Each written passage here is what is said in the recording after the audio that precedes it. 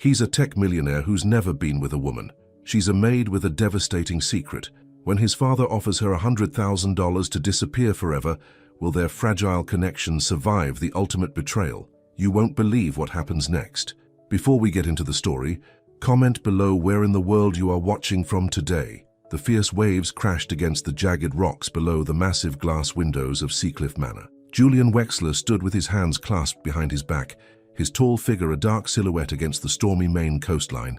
At 29, he had everything money could buy, but nothing his heart truly wanted. "Mr. Wexler?" Mrs. Finch, his elderly housekeeper, appeared at the doorway of his study. "The new maid has arrived for her interview." Julian didn't turn around. "Send her in, then leave us." Mrs. Finch hesitated. "Sir, are you sure you want to conduct the interview yourself? That will be all, Mrs. Finch," Julian said, his British accent crisp and formal. When the door closed, Julian finally turned. His dark brown skin contrasted with the stark white of his perfectly pressed shirt. His face, handsome but unsmiling, betrayed nothing of the anxiety building inside him at the thought of meeting someone new. A soft knock on the door broke the silence. "Enter," he called out, straightening his posture even more. The young woman who walked in wasn't what Julian expected. Her natural hair was pulled back in a neat bun, and she wore simple jeans and a blue blouse, casual but respectable, but it was her eyes that caught him off guard. Warm, intelligent, and somehow both strong and vulnerable at the same time. "Nia Harper," she said, extending her hand with confidence that Julian found surprising. Most people were intimidated by him. "Thank you for seeing me." Julian hesitated before shaking her hand, the brief contact sending an unexpected jolt through him. He quickly withdrew. "Please sit, Ms. Harper," he said, gesturing to the chair across from his desk as he took his own seat. "Your references are adequate. Mrs. Finch is getting older and needs help maintaining the house." Nia nodded, taking in the massive study with its wall-to-wall bookshelves and expensive furnishings. "It's a beautiful home." "It's a house," Julian corrected, looking down at her resume. "Your previous employer in Brooklyn gave you a glowing recommendation. Why leave New York for Maine?" Something flickered across Nia's face, pain perhaps, before she composed herself. "I needed a fresh start." Julian recognized the look. It was the same one he saw in the mirror every morning. "The position includes room and board," he continued. "All business. Your quarters would be in the East Wing. This is a private residence and I value my solitude. I work from home most days and expect not to be disturbed." "I understand," Nia said, meeting his gaze directly. "I'm not one to pry, Mr. Wexler." For some reason, Julian believed her. "You'd start immediately." "That works for me," Nia said, then added with a small smile, "I've been living out of a suitcase at the Ocean View Motel for a week. I'm ready for something more permanent." Julian's eyebrow raised slightly. "May I ask what brings someone from Brooklyn all the way to coastal Maine with just a suitcase?" Nia's smile faded. "Same thing that brings most people to new places, running from something old." The honesty of her answer surprised him. Most people tried to impress him with lies. "Very well, Ms. Harper, you're hired." Julian stood abruptly, signaling the end of the interview. "Mrs. Finch will show you to your quarters and explain your duties." Nia stood as well, smoothing her jeans. "Thank you for the opportunity." As she turned to leave, Julian felt a strange urge to say something more, something less formal, but the words stuck in his throat as they always did. Instead, he watched her walk away, noticing the slight slump in her shoulders that spoke of burdens too heavy to carry. When the door closed behind her, Julian returned to the window. The storm outside was intensifying, much like the unsettling feeling in his chest. Nia followed Mrs. Finch through the enormous house, trying not to gape at the luxury surrounding her. Crystal chandeliers, original artwork, and antique furniture that probably cost more than she'd make in a lifetime. "Mr. Wexler is very particular," Mrs. Finch explained as they walked. The older woman moved slowly, her arthritis clearly causing her pain. "He likes things just so. Breakfast at 7, lunch at noon if he's home, dinner at 6:30 sharp. He doesn't like to be disturbed in his study or bedroom." "Does he have family that visits?" Nia asked. Mrs. Finch's expression darkened. "His father calls occasionally but hasn't visited in years, thank the Lord. Mr. Wexler doesn't have friends over either. It's just him." "Sounds lonely," Nia murmured. "Not our place to judge, dear," Mrs. Finch said, but her eyes softened. "Though between us, I worry about him. Too young to be so alone." They reached a door at the end of a hallway. "Here's your room. It's not fancy, but it's comfortable." Comfortable was an understatement. The room was bigger than Nia's entire apartment in Brooklyn, with a queen-sized bed, private bathroom, and even a small sitting area with a TV. "This is for me?" Nia asked in disbelief. Mrs. Finch nodded. "Mr. Wexler may be particular, but he's fair. Get settled in. Your duties start tomorrow." After Mrs. Finch left, Nia sat on the edge of the bed and finally let the tears come. She'd been holding them back for weeks, ever since finding Marcus in bed with her cousin just 3 months before their wedding. The betrayal had been bad enough, but the stress had led to her miscarriage a week later. The baby she'd never told Marcus about, the baby she'd already loved. Nia wiped her eyes. "New place, new start," she whispered to herself, the mantra she'd been repeating since leaving Brooklyn.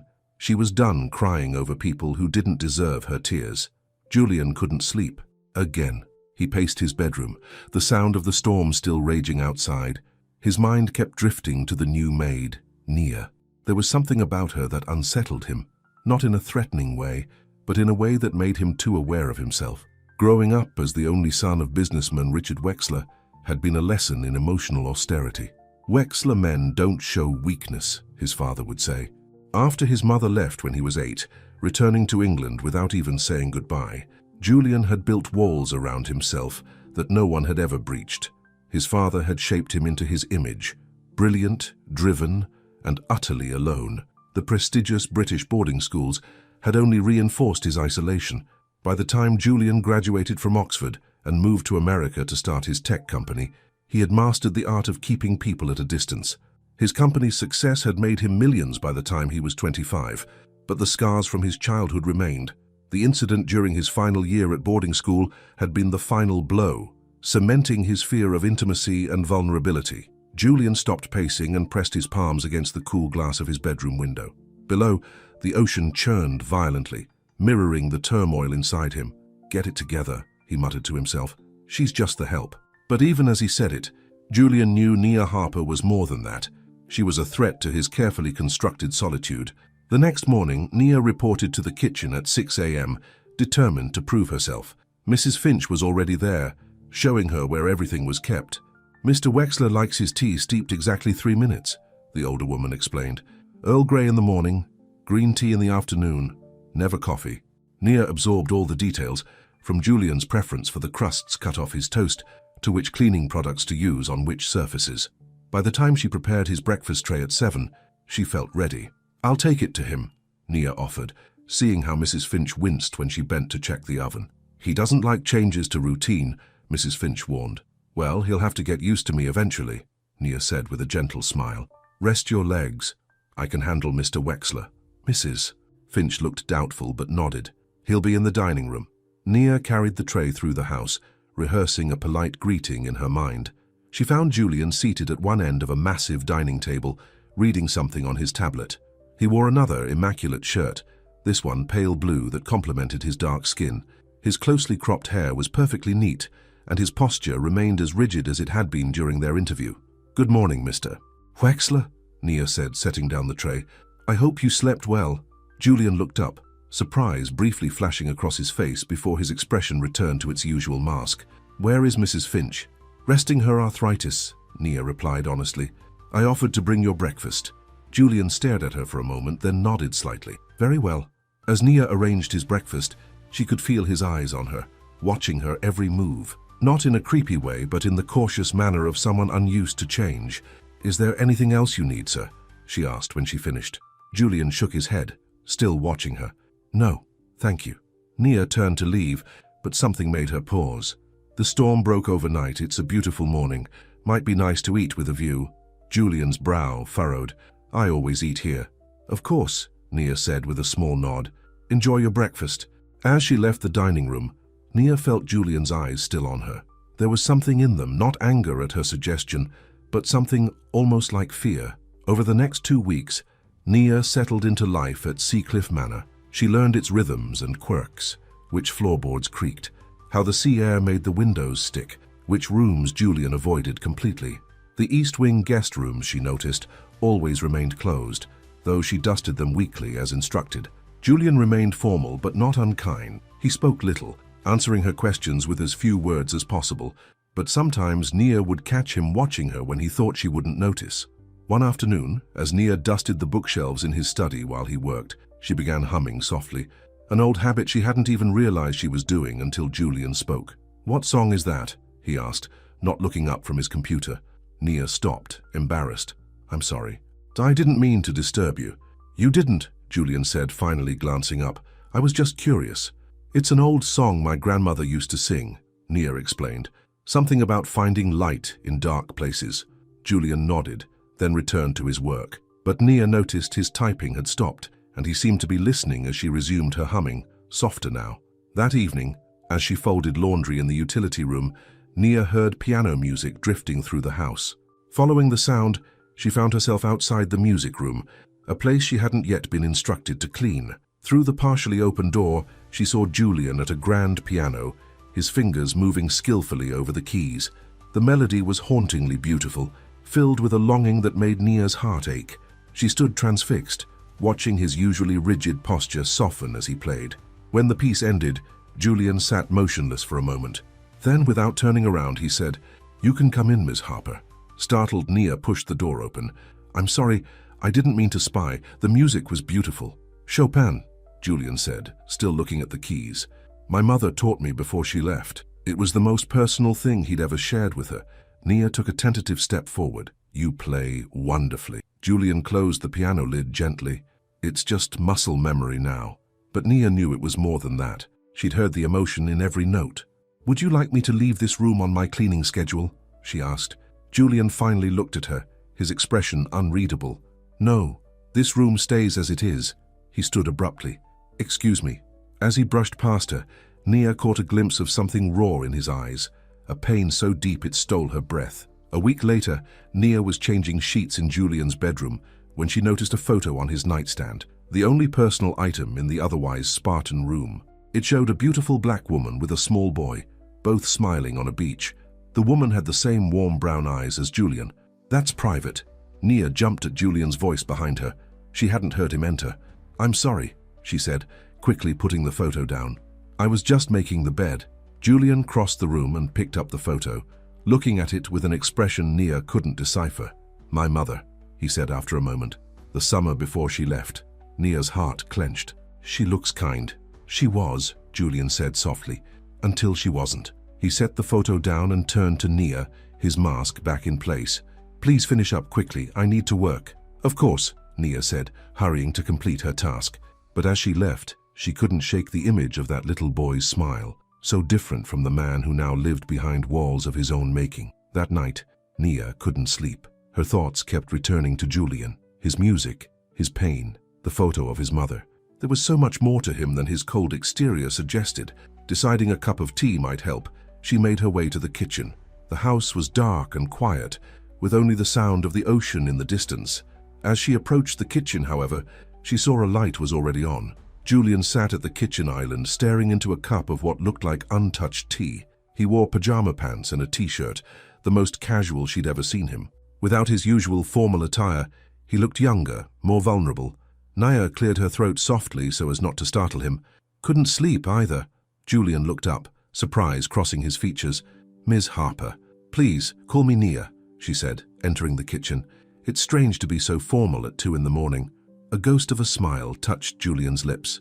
"Nia, then." She moved to the kettle. "Mind if I make some tea?" Julian gestured to the kettle. "Help yourself." As Nia prepared her tea, a comfortable silence fell between them. It felt different than their usual interactions, less guarded somehow. "Nightmares?" she asked gently, taking a seat across from him. Julian's eyes snapped to hers, suddenly defensive. "Why would you ask that?" "Because that's why I'm awake," Nia admitted. "I still have them about what happened back in Brooklyn." Julian studied her for a long moment. "You never said what that was." Nia wrapped her hands around her warm mug. "No, I didn't." Another silence stretched between them, but this one felt like an invitation rather than a barrier. "I was engaged," Nia finally said, the words coming easier in the quiet darkness of the night. "Found my fiancé in bed with my cousin 3 months before the wedding." Julian winced. "I'm sorry." Nia nodded, taking a sip of her tea. The worst part wasn't even the betrayal, it was what happened after. She paused, wondering if she should continue, then decided she needed to say it aloud to someone. "I was pregnant. The stress..." I lost the baby the following week. Julian's eyes widened with genuine shock. Nia, it's okay, she said quickly. You don't need to say anything, it's just, that's why I left. Too many ghosts in Brooklyn. Julian nodded slowly, understanding in his eyes. Then, surprising her, he spoke. My nightmares are always the same. I'm 8 years old again, running through our London house looking for my mother, but all I find is a note saying she couldn't live this life anymore.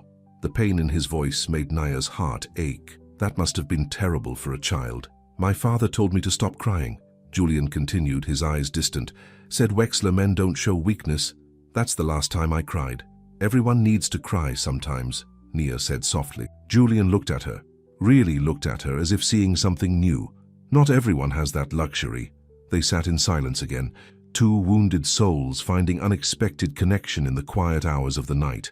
Finally, Julian stood. We should try to sleep. Morning comes regardless of our demons. Nia nodded and rose as well. As they walked through the darkened house, she felt a shift between them. Something fundamental had changed. At the stairs where they would part ways, she to the east wing, he to the master suite, Julian paused. Thank you, he said, so quietly she almost didn't hear. For what? For sharing your ghosts with me, he replied. It makes mine feel less lonely. Before Nia could respond, Julian turned and disappeared up the stairs, leaving her standing there with a strange warmth spreading through her chest. The next morning, Julian acted as if their middle-of-the-night conversation had never happened. He was back to his formal self, barely speaking during breakfast. But Nia noticed small changes, the way his eyes lingered on her a moment longer than necessary, how he seemed to listen when she hummed while working. A week later, Mrs. Finch announced she needed to visit her sister, who had fallen ill. I'll be gone for at least 2 weeks, she told Nia worriedly. Are you sure you can manage everything? Of course, Nia assured her. You focus on your sister. Mr. Wexler and I will be fine. After Mrs. Finch left, the house felt different, quieter but somehow more charged. It was just Nia and Julian now, with no buffer between them. That evening, as Nia served dinner, Julian surprised her. Would you care to join me? He asked, gesturing to the seat beside him. Nia blinked in surprise. Join you for dinner? There's plenty of food, Julian said, looking slightly uncomfortable with his own invitation. And it seems ridiculous for you to eat alone in the kitchen now that Mrs. Finch is gone. Yes, thank you, Nia said, recovering from her surprise. She returned to the kitchen for another place setting, her heart beating faster than it should. Dinner began awkwardly, with Julian clearly unused to making conversation. But gradually, as Nia asked about his work, things eased between them. So your company creates security software? She asked. Julian nodded. Among other things, we specialize in protecting people's privacy online. That's important work, Nia said, though I'm not sure I have much privacy left to protect after spending years on social media. A small smile touched Julian's lips. You'd be surprised what companies know about you. Is that why you don't have any social media accounts? Nia asked. I looked you up when I applied for the job, she admitted when he raised an eyebrow. Partly, Julian said. I also don't see the point in sharing my life with strangers. Or with anyone, Nia observed gently. Julian met her eyes, and for once he didn't look away. Not until recently. The implication hung between them, neither acknowledging it directly, but Nia felt it. A door opening just a crack in the walls around Julian Wexler. The following days established a new routine. They would have breakfast separately, with Julian working in his study most of the day while Nia handled the household tasks. But dinner they shared, their conversations gradually becoming easier, more natural. Julian began asking about her life in Brooklyn, her grandmother who raised her job as an administrative assistant at a non-profit, her dreams of someday opening a small bookstore cafe. In turn, Nia learned about Julian's time at Oxford, his early success in tech, and his decision to move to the isolated Maine coast. People are exhausting, he explained one evening, always wanting something from you. Not everyone has an agenda, Nia countered. Julian gave her a skeptical look. In my experience, they do. What about me? Nia challenged.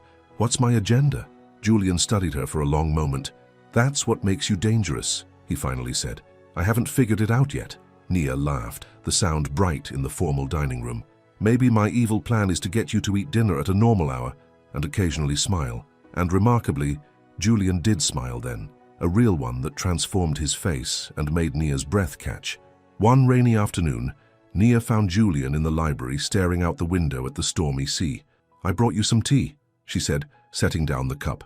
"Thank you," Julian replied, but he didn't turn from the window. Nia hesitated, sensing something was wrong. "Is everything okay?" Julian was quiet for so long she thought he might not answer. Then, "My father called. He's coming to visit next week." The tension in Julian's shoulders told Nia all she needed to know about his relationship with his father.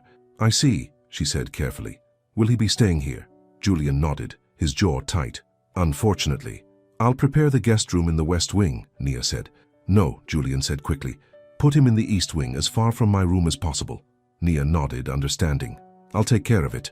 She turned to leave, but Julian's voice stopped her. "Nia?" "Yes?" "My father is difficult," Julian said, finally turning to face her. "He'll likely be rude to you. Please don't take it personally." The concern in his eyes touched something deep inside Nia. "I've dealt with difficult people before. Not like Richard Wexler," Julian said grimly. "He makes difficult people look like amateurs." Nia crossed the room to stand beside Julian at the window. "Then it's a good thing you're not alone this time." Julian looked down at her, something unreadable in his expression. For a moment, Nia thought he might reach out to her.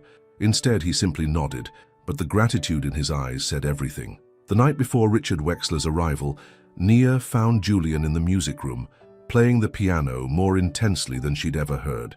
The music was angry, almost violent, so different from his usual measured control. She waited until he finished before speaking. "That wasn't Chopin." Julian looked up, slightly breathless. "Beethoven, more suited to my mood."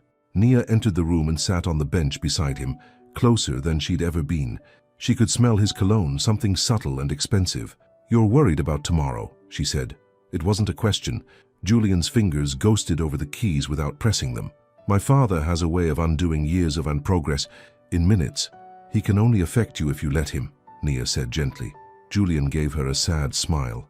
"Easier said than done when someone knows exactly where all your scars are, because they put them there." Without thinking, Nia placed her hand over his on the piano keys. Julian froze, looking down at their hands with an expression of shock.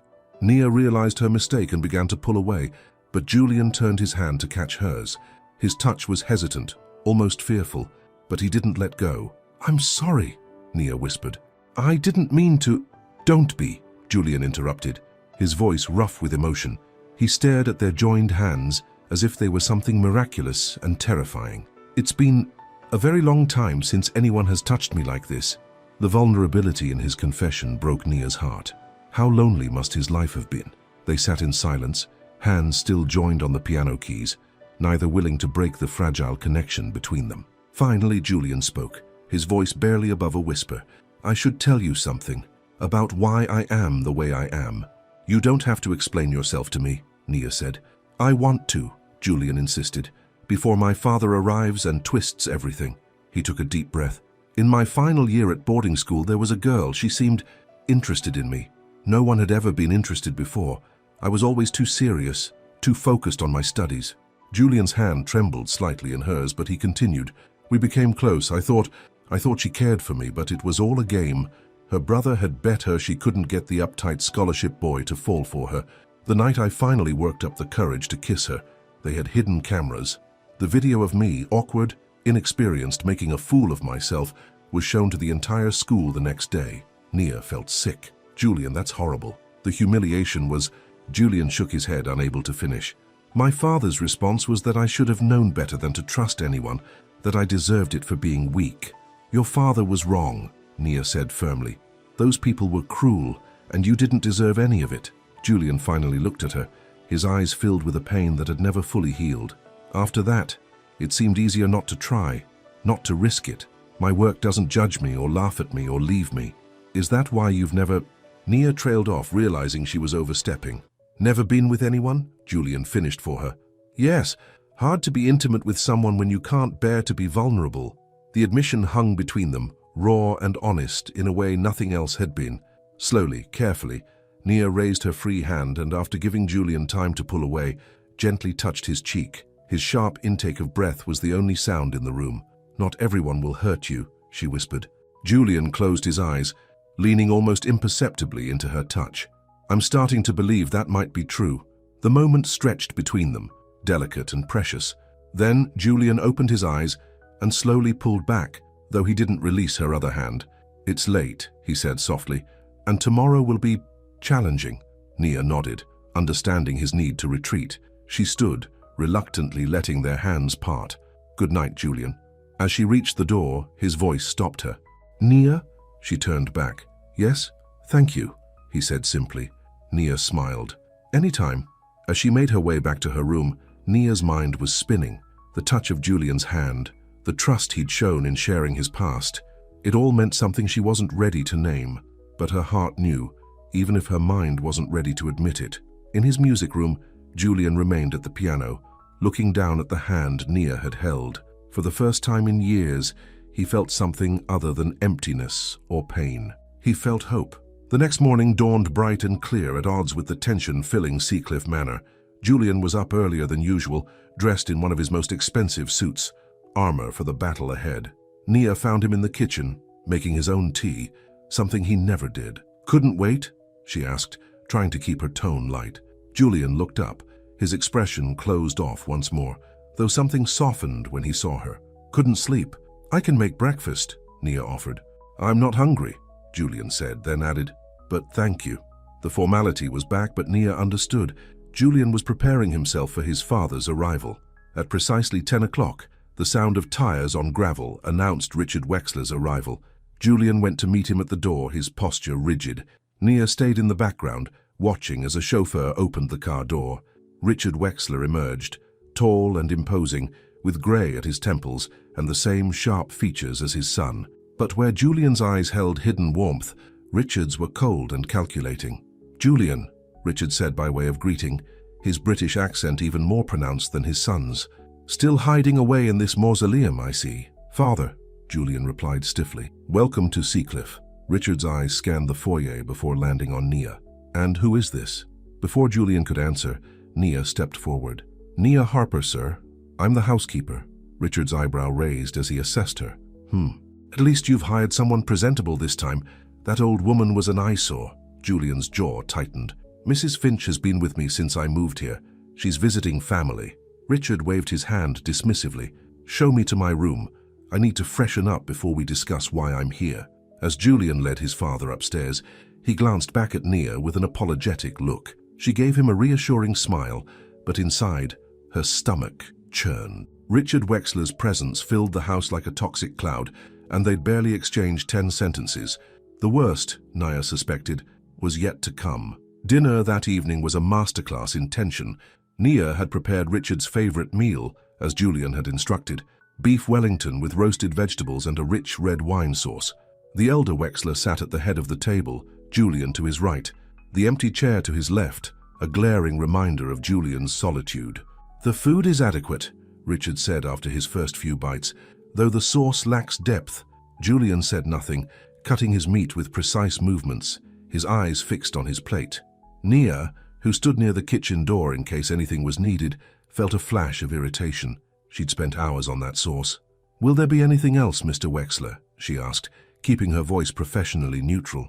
Richard glanced up as if surprised she was still there. "No, you can go." "Thank you, Nia," Julian added quietly, meeting her eyes briefly. She nodded and retreated to the kitchen, but left the door ajar so she could hear their conversation. Something about Richard Wexler made her uneasy, beyond his obvious rudeness. "So," Richard was saying, "have you considered my proposal?" Julian took a sip of water. "I've told you repeatedly, I'm not interested in selling the company." "Don't be stubborn, Julian," Richard said, his tone condescending. 10 Corp's offer is more than generous. You could retire completely at 29, isn't that what you want? More time for whatever it is you do here in isolation? "What I want," Julian replied evenly, "is to maintain control of the company I built. The work matters to me," Richard scoffed. "The work, always the work with you. When are you going to start living an actual life? Find a suitable woman? Continue the family name?" Julian's knife scraped against his plate. "My personal life is not up for discussion." "You don't have a personal life," Richard shot back. "That's the problem. Do you know what people say about you in London? The reclusive genius who's never been seen with a woman. There are rumors, Julian." "I don't care about rumors," Julian said, but Nia could hear the tension in his voice. "Well, I do," Richard snapped. "The Wexler name means something in our circles. Your peculiarities, reflect poorly on the family.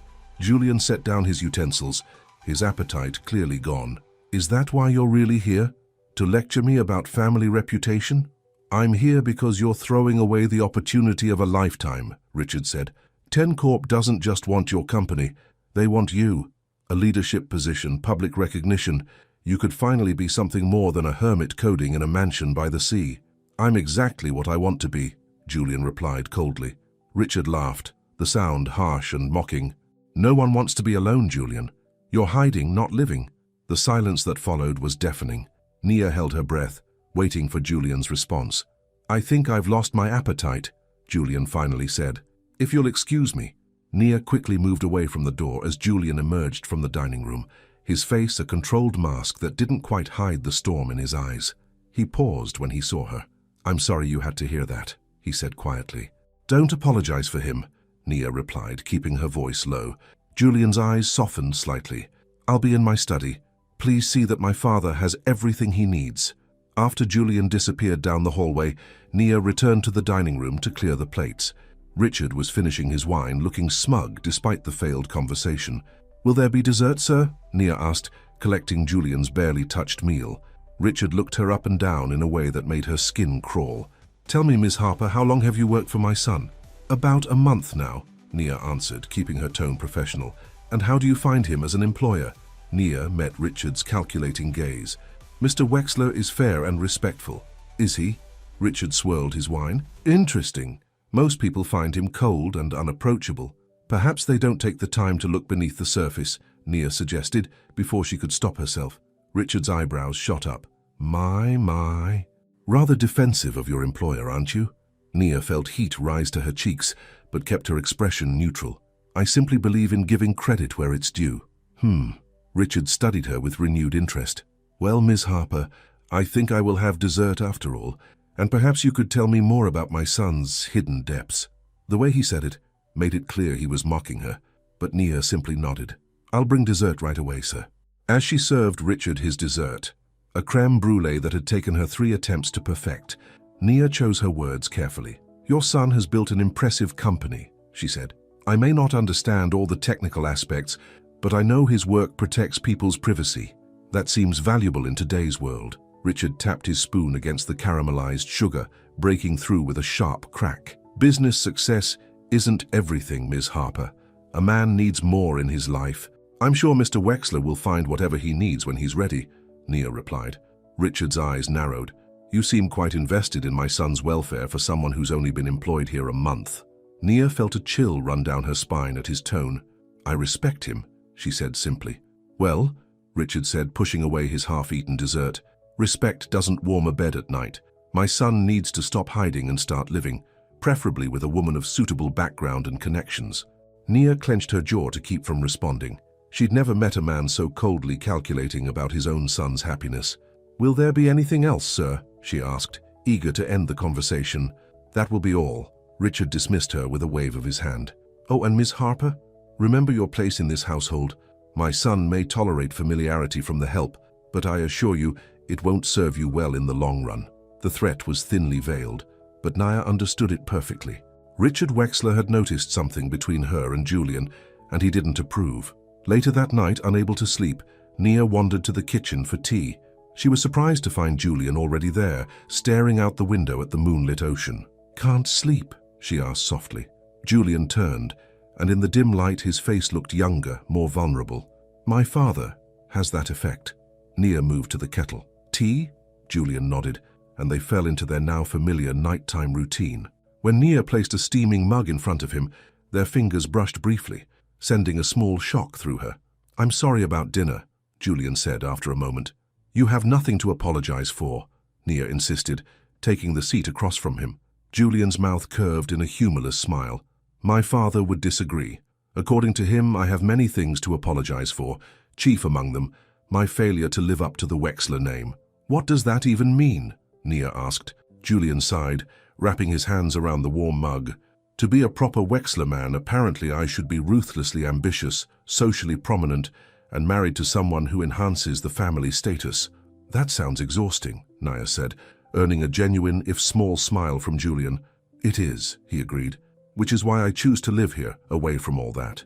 They sat in comfortable silence for a moment, the moonlight casting silvery patterns on the kitchen floor. "He asked about you," Julian said suddenly, "after you left to prepare dessert."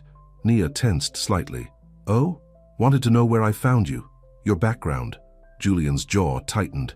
He has a way of making even innocent questions sound invasive. "What did you tell him?" Nia asked, curious despite herself. "That your employment history is exemplary, and your personal life is none of his business," Julian replied. Nia felt warmth spread through her chest at his defense of her privacy. "Thank you." Julian looked at her intently. "My father is perceptive in his own way. He's likely noticed that our relationship is—" He trailed off, searching for the right word. "Friendly," Nia supplied, though it felt inadequate for the connection growing between them. "Yes," Julian said, though his eyes suggested he also found the word insufficient. "He won't approve." "Because I'm the help?" Nia asked, trying to keep her tone light despite the sting of the words. Julian's expression softened. "Because you make me question the walls I've built. My father believes those walls are necessary." The honesty in his voice took Nia's breath away. "And what do you believe?" Julian held her gaze, something shifting in his eyes. "I'm beginning to wonder if there might be something worth the risk of lowering them, for the right person." Nia's heart pounded in her chest. They were no longer talking in hypotheticals, and they both knew it. "Julian," she began, not sure what she wanted to say, but feeling the need to say something. Before she could continue, footsteps sounded in the hallway. They both tensed as Richard Wexler appeared in the doorway, wearing an expensive silk robe. "Well, isn't this cozy?" he said, his voice dripping with sarcasm. "Midnight tea with the help, Julian?" Julian stood, his vulnerable expression instantly replaced by the cold mask he wore around his father. "Nia is having trouble sleeping, as am I. There's nothing inappropriate about sharing the kitchen." Richard's eyes moved between them, calculating. "Of course not, though perhaps Miss Harper could make her tea and take it back to her quarters. I need to discuss some private matters with you." Nia took the dismissal for what it was. "Good night, Mr. Wexler," she said to Julian, deliberately ignoring Richard. "I hope you sleep well." As she left the kitchen, she heard Richard's voice, low and warning. "You're playing with fire, Julian. Don't think I don't see what's happening here." Nia hurried back to her room, her tea forgotten. Richard Wexler was clearly a threat, not just to her job, but to the fragile connection blossoming between her and Julian. The next morning, Nia was polishing the silver in the dining room when Richard entered, dressed for business in an expensive suit. "Ah, Miss Harper," he said, his tone falsely pleasant. "Just the person I wanted to see." Nia set down the serving spoon she'd been polishing. "How can I help you, sir?" Richard pulled out a chair and sat, gesturing for her to do the same. When she hesitated, he smiled thinly. "Please, I insist." Reluctantly, Nia sat across from him, her back straight, hands folded in her lap. "I've been doing some checking into your background," Richard said without preamble. Nia's stomach dropped. "I don't see how that's appropriate, sir." Richard waved off her objection. "Anything that concerns my son concerns me. You understand." When Nia remained silent, he continued. "Brooklyn administrative assistant, broken engagement, all very ordinary. But what intrigues me is why someone like you would come all the way to Maine for a housekeeping position." "As I told your son during my interview, I needed a fresh start," Nia replied, fighting to keep her voice steady. "Yes, fresh starts. We all need those occasionally." Richard leaned forward. "Let me be direct, Miss Harper. I've seen how my son looks at you, and I'm concerned." "Mr. Wexler treats me with professional respect," Nia said carefully. Richard laughed, the sound cold and humorless. "Please spare me. Julian may be socially awkward, but he's still a man, and you're an attractive young woman who's managed to get closer to him in a month than anyone has in years." Nia felt her cheeks flush with anger. "If you're implying something inappropriate—" "I'm not implying anything," Richard interrupted. "I'm stating facts. Julian has spent his entire adult life avoiding emotional entanglements. Then suddenly you appear, and he's having midnight tea parties and defending your honor. Your son is a grown man," Nia pointed out, struggling to maintain her composure. "His personal relationships are his business." "Ah, so you admit there is a personal relationship?" Richard pounced on her words. Nia realized her mistake too late. "That's not what I meant." "Let me make something very clear," Richard said, all pretense of pleasantness gone. "Julian has opportunities right now that could secure the Wexler legacy for generations. I will not allow him to throw that away for some dalliance with the help." The contempt in his voice made Nia's blood boil. With all due respect, sir, you don't control your son's life. Richard's eyes hardened. Don't I? Who do you think funded his first company? Who opened doors for him in Silicon Valley? Julian may pretend to be self-made, but the Wexler name and connections got him where he is. Maybe that's why he keeps his distance from you, Nia suggested, unable to hold back. Because you never let him forget what you think he owes you. Richard's face flushed with anger. You're overstepping, Ms. Harper, and you're trying to intimidate me, Nia replied, finally letting her own anger show. It won't work. Richard studied her for a long moment. Then his expression shifted to something more calculating. How much? Nia blinked in confusion. Excuse me? How much will it take for you to leave Seacliff? Richard asked, reaching into his jacket pocket and pulling out a checkbook. Name your price. Nia stared at him in disbelief. You want to pay me to quit? I want to pay you to disappear, Richard clarified. Back to Brooklyn, or anywhere else far from my son. $50,000 should be more than generous for someone in your position. The insult stung, but more than that, Nia felt a deep sadness for Julian, having grown up with this man as his only parent after his mother left. Keep your money, Mr. Wexler, she said, standing up. I'm not for sale. Richard's expression darkened. Everyone has a price, Ms. Harper. It's just a matter of finding it. Not everyone is like you, Nia replied, turning to leave. This isn't over, Richard called after her. One way or another, you'll be gone before I leave Seacliff. Nia hurried from the room, her hands shaking with anger and hurt. She nearly collided with Julian in the hallway. Nia, he asked, concern etching his features as he took in her upset expression. What happened? Before she could answer, Richard emerged from the dining room.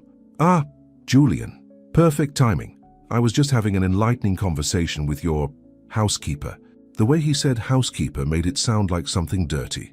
Julian's eyes moved from his father to Nia, understanding dawning. Whatever he said to you, Julian began. It's fine, Nia cut him off. I have work to do if you'll excuse me. She hurried away, needing space to collect herself. The encounter with Richard had shaken her more than she wanted to admit, not because of his threats, but because of the glimpse it provided into Julian's childhood. No wonder he had such deep wounds. Julian found her an hour later in the laundry room, aggressively folding sheets. I apologize for my father, he said, standing in the doorway. Nia continued folding. You don't need to apologize for him. I do, when he's in my house, upsetting someone Julian paused, then continued. Someone I care about. Nia's hands stilled on the sheet. She looked up to find Julian watching her intensely. He offered me money to leave Seacliff, she said bluntly. Julian's face drained of color. He what? $50,000 to disappear from your life, Nia clarified, a bitter smile touching her lips. Apparently I'm a distraction from your legacy obligations. Julian's hands clenched into fists at his sides. I'll speak to him. This is unacceptable. No, Nia said quickly. That's what he wants, to create conflict between us. There's already conflict, Nia, Julian said, frustration evident in his voice. There has been since the day he arrived. Nia set down the folded sheet and crossed to Julian, stopping just short of touching him. Your father sees me as a threat because I see you, the real you, not the Wexler heir or the tech genius, but Julian, the man who plays Chopin when he's sad and who hasn't cried since he was 8 years old. Julian's expression softened, vulnerability replacing anger. And what do you see when you look at me, Nia? I see someone worth knowing, she said simply. Someone worth caring about, despite the walls he's built. Julian swallowed hard, emotion making his voice rough when he spoke. My father believes those walls are necessary. What do you believe? Nia asked, echoing their conversation from the night before. Julian studied her face as if memorizing every detail. Then slowly, he reached out and took her hand in his. The touch was gentle, hesitant, but deliberate. I believe I'm tired of being alone, he whispered. Nia's heart pounded in her chest as Julian's thumb traced small circles on the back of her hand. Such a simple touch, but for Julian, she knew it represented so much more. Julian, she began, but was interrupted by the sound of a throat clearing. They turned to see Mrs. Finch standing in the doorway, her eyes wide with surprise. Mrs. Finch, Julian said, dropping Nia's hand and stepping back. You're back early. The older woman looked between them, a knowing expression crossing her face. My sister is feeling better, so I thought I'd return. I didn't mean to interrupt anything. You didn't, Julian said quickly, his mask slipping back into place. I was just checking on the laundry situation. Mrs. Finch raised an eyebrow but nodded. I see. Well, I should unpack. After she left, an awkward silence fell between Julian and Naya. I should get back to work, Naya said finally. Julian nodded, his expression unreadable once more. Of course. As he turned to leave, Naya called after him. Julian. He paused, looking back at her. For what it's worth, she said softly, I'm not going anywhere, no matter what your father offers. Something flickered in Julian's eyes, relief perhaps, or gratitude. He nodded once and then was gone, leaving Nia alone with the clean sheets and the lingering warmth of his touch on her hand. That evening, the atmosphere at dinner was even more tense than the night before. Richard dominated the conversation, discussing business and social connections, while Julian responded with minimal engagement. Nia and Mrs. Finch served the meal in silence, though Nia could feel Richard watching her whenever she entered the room. After dessert, Richard suggested brandy in the study. As Julian followed his father reluctantly, he caught Nia's eye, his expression apologetic. Hours later, as Nia prepared for bed, she heard raised voices coming from Julian's study. Unable to help herself, she crept down the hallway following the sound. Completely inappropriate, Julian was saying, his voice angrier than Nia had ever heard it. Don't be naive, Richard shot back. She wants something from you. They all do. Money, status, security. Why else would a young woman like that isolate herself in this mausoleum with you? You don't know her, Julian replied, his tone icy. And you certainly don't know me if you think I'd believe your cynical worldview. I know people, Julian, Richard insisted. I've seen 100 women like her looking for a meal ticket. The fact that you can't see it only proves how sheltered you've been. Sheltered? Julian laughed, the sound harsh and bitter. Is that what you call it? I was 8 when Mother left. You shipped me off to boarding school a week later and visited twice a year. The only things you ever taught me were that love is weakness and trust is for fools. There was a pause, and when Richard spoke again, his voice was quieter but no less cutting. And has your life not been better for those lessons? Look at what you've built, what you've achieved. Would any of that have been possible if you'd been wallowing in emotional entanglements? I built my company despite your lessons. Not because of them, Julian replied. And what's it all worth if I have no one to share it with? So that's what this is about? Richard scoffed. You're lonely? So you've fixated on the first pretty face that showed you kindness? Pathetic, Julian. I thought I raised you to be stronger than that. You didn't raise me at all, Julian said, his voice suddenly calm and cold. You funded my education and expected returns on your investment. That's not parenting, it's business. Don't be dramatic, Richard dismissed. Everything I've done has been for your benefit. No, Julian countered. Everything you've done has been for the Wexler name, the Wexler legacy. Not once have you asked what I want, what would make me happy. Happiness is a luxury, Julian, Richard said, sounding weary. Security, respect, power, these are what matter in the long run. I'm not you, Father, Julian said quietly, and I don't want to become you, alone, bitter, manipulating others because you can't bear to see them find what you never had. There was a long silence, then the sound of a glass being set down hard. You're making a mistake, Richard said, his voice tight with anger.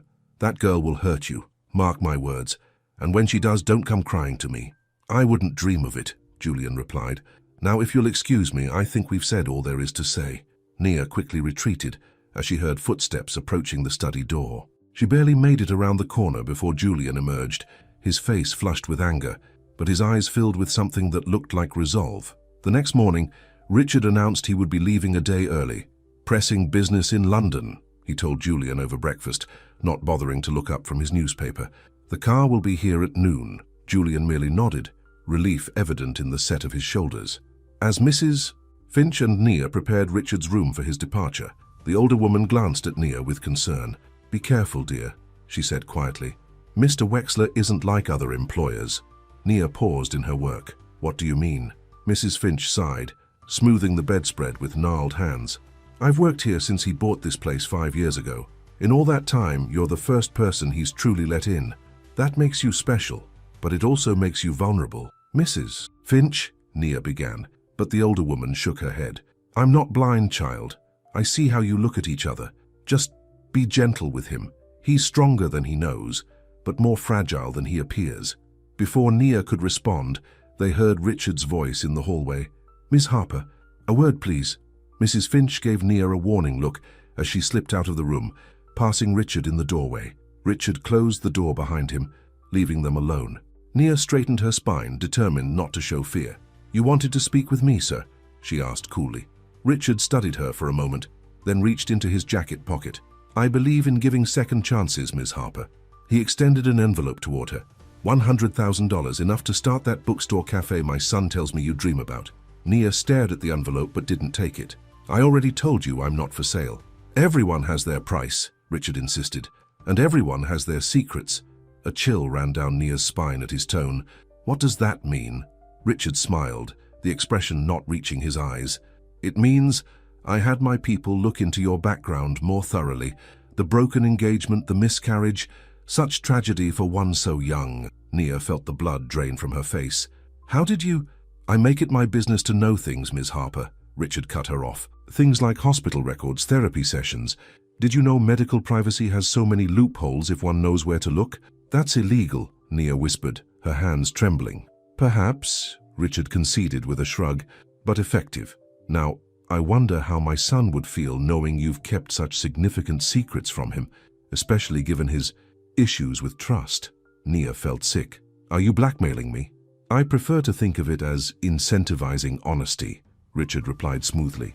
"Either take the money and leave quietly, or I'll ensure Julian knows exactly what you've been hiding from him."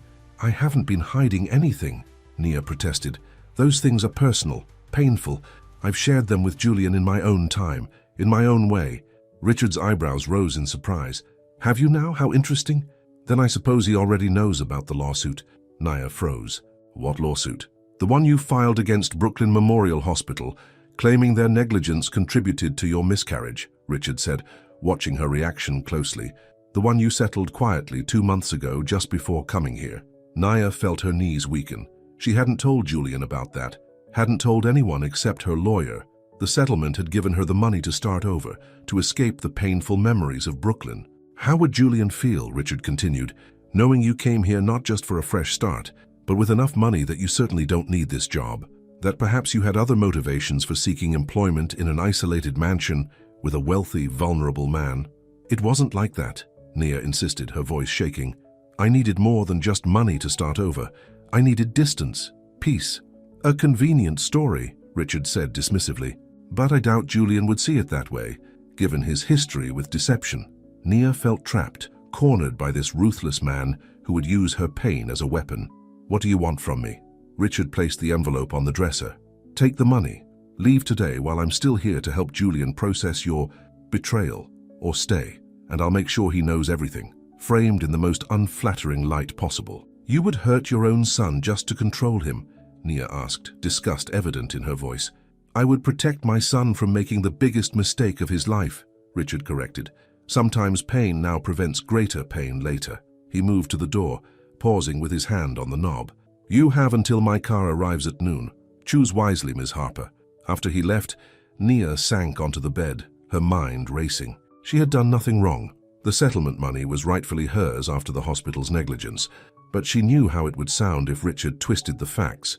Julian's traumatic experience with betrayal at boarding school had left deep scars. Would he believe she had been using him somehow? The thought of hurting Julian made her physically ill, but the thought of leaving him to face his father alone was equally painful. Nia looked at the envelope on the dresser. $100,000. Enough to start her bookstore cafe anywhere she wanted. A dream within reach. But in the month she'd been at Seacliff, a new dream had begun to take shape. One that involved Julian's rare smile, his gentle touch, the walls slowly coming down between them. She needed to think, to clear her head. Grabbing her jacket, Nia slipped out the service entrance and headed for the cliffside path where she sometimes walked on her days off. The ocean breeze whipped her hair as she followed the path, her mind churning with impossible choices. The waves crashed against the rocks below, wild and relentless, like Richard Wexler's determination to separate her from Julian. Julian found the envelope in Nia's empty room an hour later. Mrs. Finch had mentioned seeing Nia leave the house upset, and Julian had immediately gone looking for her. The envelope lay on her neatly made bed, unsealed. Inside was a cashier's check for $100,000 and a brief note in his father's handwriting, "For your fresh start, anywhere but here." Cold fury washed over Julian. His father had gone too far this time. He found Richard in the foyer, checking his watch as the car pulled up outside. What did you do? Julian demanded, holding up the envelope. Where is she? Richard glanced at the envelope, his expression unreadable. Ah, I see she left it behind. Interesting choice. Answer me, Julian growled, advancing on his father. What did you say to her? I merely offered her an opportunity, Richard replied calmly, and shared some concerns about her background. Julian's stomach dropped. What are you talking about? Richard sighed, checking his watch again. Julian, did you know your Miss Harper received a substantial settlement from a hospital just before coming here, that she has no financial need to work as a housekeeper? Confusion clouded Julian's anger. What settlement? She sued Brooklyn Memorial after losing a baby, Richard said, watching Julian's reaction carefully. Claimed their negligence caused her miscarriage, settled for a tidy sum 2 months ago. Julian felt like he'd been punched.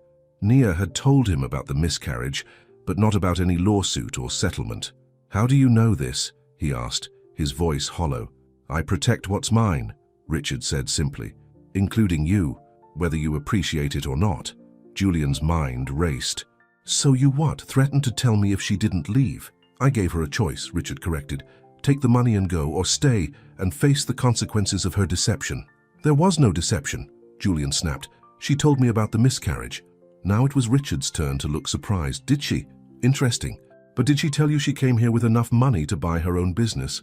That she has no need for the salary you pay her? Julian hesitated, doubt creeping in despite himself. Why would Nia take a job as a housekeeper if she had settlement money?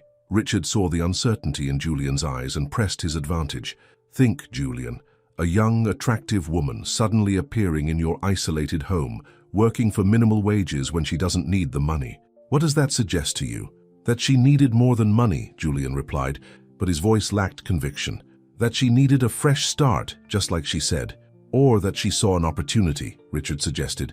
A wealthy, reclusive man, known for his social awkwardness. An easy target, perhaps. Julian shook his head, trying to clear the doubts his father was planting. You don't know her. Neither do you, son, Richard said, his voice softening in a rare display of what almost seemed like genuine concern. Not really. How could you, after only a month? The chauffeur appeared at the door. Sir, we need to leave now to make your flight. Richard nodded, then turned back to Julian. I've said my piece. What you do with this information is up to you. He picked up his briefcase.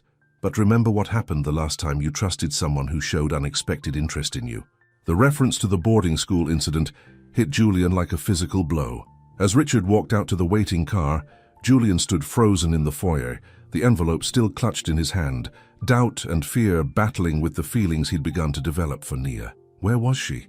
And more importantly, had anything between them been real? Nia sat on a rocky outcropping, watching the waves crash below. The wind had picked up, matching the turmoil in her heart. She had made her decision. No amount of money was worth walking away from what was growing between her and Julian. She would tell him everything, about the miscarriage, the lawsuit, the settlement. If he couldn't accept it, at least she would have been honest. The sound of footsteps on the path made her turn. Julian was walking toward her, his face a mask of conflicting emotions. In his hand was the envelope his father had left in her room. Her heart sank. Richard had gotten to him already. Julian, she began, standing to face him. I can explain. Julian stopped a few feet away, his eyes searching hers. Why didn't you tell me about the settlement, about having money of your own? The hurt in his voice cut deep. I was going to, Nia said. It's tied to the most painful experience of my life. I don't talk about it easily. But you told me about the miscarriage, Julian pointed out. Why not the rest? Nia took a deep breath. Because the lawsuit made it all so public, clinical. In court, my baby became a legal term, fetal demise due to negligence. I had to listen to lawyers debate what my child's life was worth in dollars. Her voice broke. I couldn't bear to relive that part, not until I knew you better. Julian's expression softened slightly. So there was a settlement? Nia nodded. Yes, 2 months ago. Enough to start over somewhere new, but not enough to erase the memories. Then why take a job as a housekeeper? Julian asked, the question that was clearly troubling him most. Why work for me when you didn't need to? Because money doesn't heal grief, Julian, Nia said quietly. I needed purpose, structure. I needed to be useful to someone while I figured out how to be myself again. Julian took a step closer, hope and doubt battling in his eyes. So it wasn't, you weren't trying to take advantage of you? Nia finished for him, hurt flashing across her face. Is that what your father told you? That I targeted you somehow? Julian looked away, his silence confirming her suspicions. Julian, look at me, Nia said, moving closer until they were just inches apart. I came to Seacliff because I needed peace. I stayed because of you, because somehow, in this giant house with all its emptiness, I found someone who understands what it means to be broken. Julian's eyes met hers, vulnerable and searching. My father says I'm an easy target, that my inexperience that makes me vulnerable to manipulation. Nia felt tears well in her eyes. Your father sees relationships as transactions. I don't. What's growing between us, Julian? It's not about money or advantage. It's about two people who've been hurt finding something unexpected in each other. Julian reached out hesitantly, brushing a tear from her cheek with his thumb. The simple touch sent warmth through her despite the cold wind. I want to believe you, he whispered. But I've been wrong before. Disastrously wrong. I know, Nia said, covering his hand with hers, holding it against her cheek. And I can't promise I'll never hurt you. No one can promise that, but I can promise I'll never intentionally deceive you. Julian's gaze dropped to her lips, then back to her eyes. For a moment, Nia thought he might kiss her. Instead, he stepped back, removing his hand from her cheek. I need time, he said, his voice rough with emotion. To think, to sort through all this. The distance between them felt like miles, though they stood just feet apart. Nia nodded, trying to hide her disappointment. I understand. Julian turned to go, then paused. Will you be here when I get back? Or will you take his money and leave? The question hung between them, loaded with meaning. That depends, Nia replied honestly. On whether you want me to stay. Julian looked at her, vulnerability raw on his face.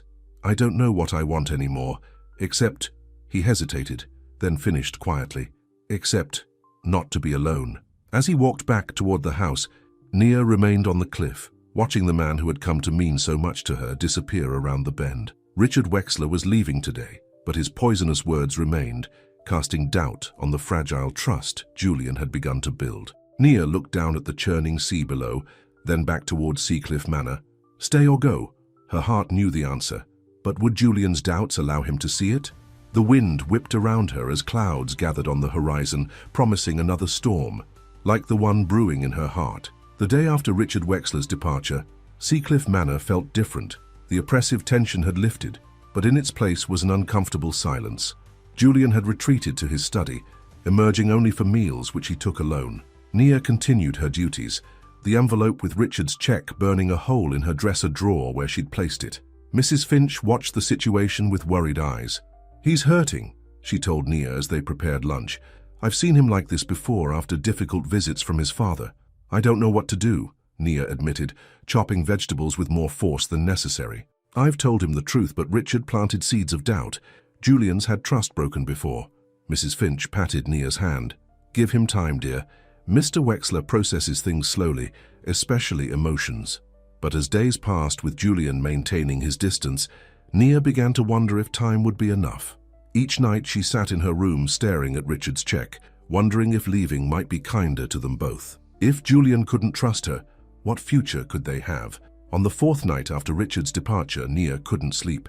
She made her way to the kitchen for tea, their midnight ritual that now felt like a distant memory.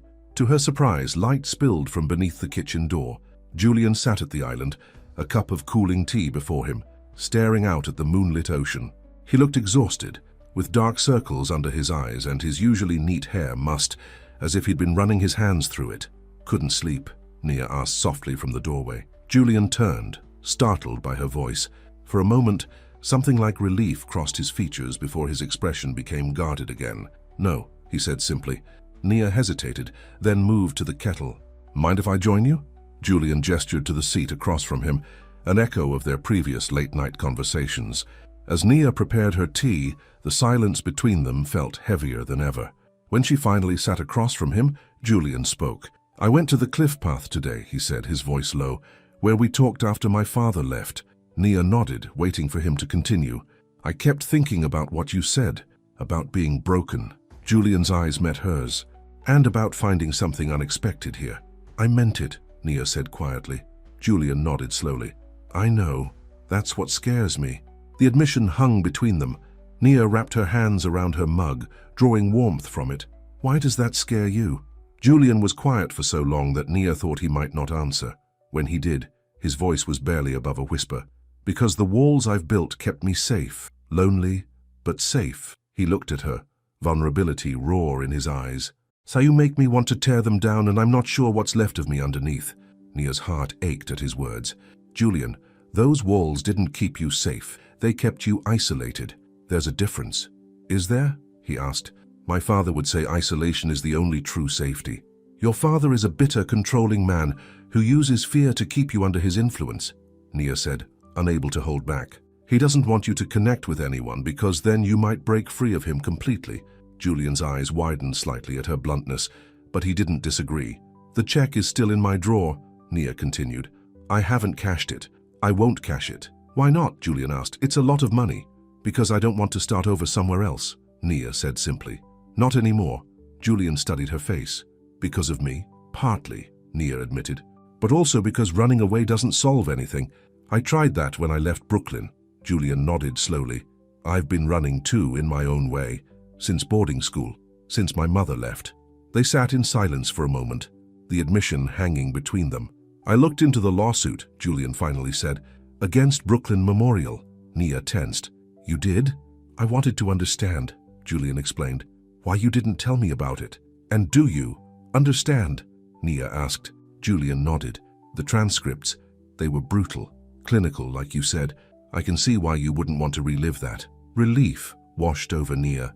So you believe me? I want to, Julian said, his voice rough with emotion. More than anything, I want to trust what's happening between us. But, Nia prompted, hearing the unspoken word. But I've been wrong before, Julian admitted. Catastrophically wrong. Nia reached across the table, her hand palm up in invitation. The girl at boarding school, she pretended to care to win a bet. I'm not pretending, Julian. I'm here because being with you makes me feel whole again. Julian stared at her outstretched hand, conflict clear in his eyes.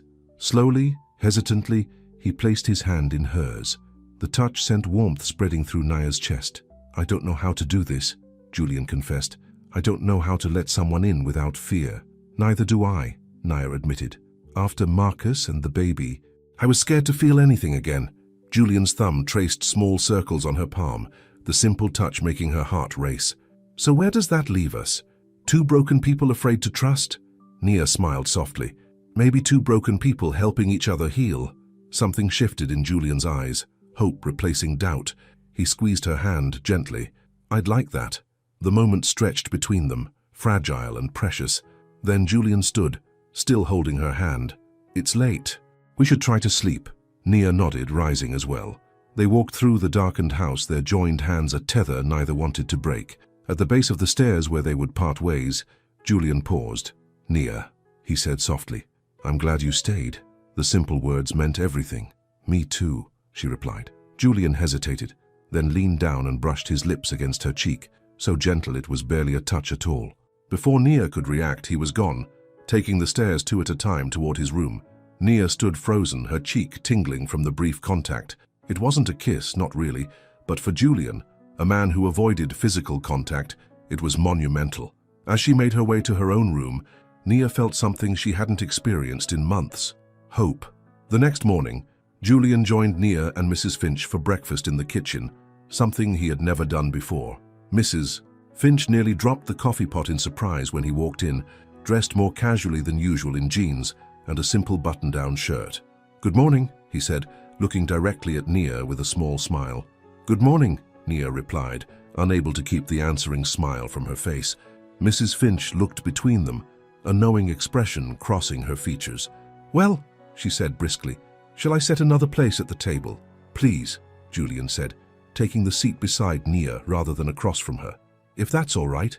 Of course, Mrs. Finch replied, hiding a smile as she bustled about, setting an extra plate. Throughout breakfast, Julian seemed different, more relaxed, less formal. He asked about their plans for the day and actually listened to the answers. When his hand accidentally brushed Nia's while reaching for the salt, he didn't flinch away. After breakfast, as Mrs. Finch cleared the dishes, Julian turned to Nia. I was wondering if you might join me for a walk later, along the cliff path. The weather's supposed to be clear today. I'd like that, Nia said, surprised but pleased by the invitation. Julian nodded, a hint of nervousness in his expression. 1 o'clock? I have some work to finish this morning. 1 o'clock, Nia confirmed. As Julian left for his study, Mrs. Finch raised an eyebrow at Nia. Well, well, she said. Something's changed. Nia felt her cheeks warm. We talked last night. Just talked? Mrs. Finch asked, her tone skeptical. Yes, Nia insisted, then added more softly, He kissed my cheek. Mrs. Finch's expression softened. Oh, my dear, for Mr. Wexler, that's practically a declaration. Nia knew she was right. That small gesture had meant more coming from Julian than grand romantic gestures would from other men. The morning dragged as Nia went about her duties, checking the clock every few minutes. By 12:30, she had changed clothes 3 times, finally settling on a simple sundress and light cardigan. She pulled her hair back in a loose bun, a few curls framing her face. At precisely 1 o'clock, Julian met her at the back door that led to the cliff path. He too had changed, wearing a lightweight sweater that made his dark skin glow in the afternoon sunlight. You look nice, he said, the compliment clearly unfamiliar on his tongue. Thank you, Nia replied. So do you. They set off along the path in comfortable silence, the ocean sparkling below them. Gulls called overhead and the salt-laden breeze tousled Nia's carefully arranged hair. I spoke to my lawyer this morning, Julian said after they'd walked for a while. Nia glanced at him, surprised. Oh? Julian nodded. About my father's involvement in my company. It seems he's been exaggerating his influence. What do you mean? Nia asked. Julian's expression was thoughtful. He likes to claim he was instrumental in my success, that his connections and initial investment made everything possible. And that's not true? Nia prompted. Not entirely, Julian admitted. He did invest in my first startup, but it was a modest amount. Most of the capital came from other investors who believed in the technology. A small, satisfied smile touched his lips. And as of this morning, I've bought out his shares completely. He no longer has any financial stake in my company. Nia's eyes widened. Julian, that's huge. He won't be happy. No, Julian agreed. He won't. But it was necessary. He looked at her, his expression serious. My father used his position as a shareholder to manipulate me, to threaten things that matter to me. The way he looked at her made it clear what or who he meant. I'm sorry he put you in that position, Nia said softly. Julian shook his head. Don't be. It forced me to take a step I should have taken years ago. He paused, then added, it also made me realize something important. What's that? Nia asked. Julian stopped walking, turning to face her. The ocean breeze ruffled his short hair as he looked at her intently. That some things are worth fighting for, worth risking everything for. Nia's heart pounded in her chest. Julian, I've spent my life avoiding connections, Julian continued, his voice rough with emotion, avoiding anything that made me vulnerable. But these past weeks with you, he shook his head as if amazed by his own feelings, you've made me question everything I thought I knew about myself. Nia reached for his hand, entwining their fingers. That goes both ways. After losing the baby, I thought I'd never feel whole again, never trust anyone again. Julian's thumb traced circles on her hand, the gesture becoming familiar between them. We're quite a pair, aren't we? Both running from pain, both afraid to trust. Maybe that's why we understand each other, Nia suggested. Julian nodded, his eyes never leaving hers. Maybe it is. They continued their walk, hands still joined, talking more openly than ever before. Julian told her about the loneliness of boarding school, about building his company as a shield against a world that had hurt him.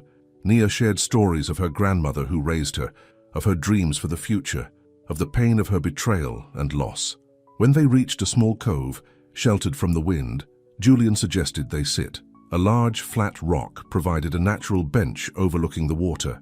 I've never brought anyone here before, Julian admitted as they sat side by side. Here's always been my private thinking spot. It's beautiful, Nia said, taking in the secluded inlet with its clear turquoise water. They sat in comfortable silence for a while, watching the waves lap against the shore. Then Julian spoke, his voice quiet but firm. I want you to use the settlement money for your bookstore cafe, he said. Not my father's money, that should be burned or donated, but your settlement.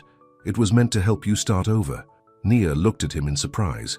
You've been thinking about my bookstore? Julian nodded. There's a vacant storefront in town, the old Bayside Books that closed last year. It has a small cafe space already built in. You've looked into this? Nia asked, touched by his thoughtfulness. I made some inquiries, Julian admitted. It's a good location, reasonable rent.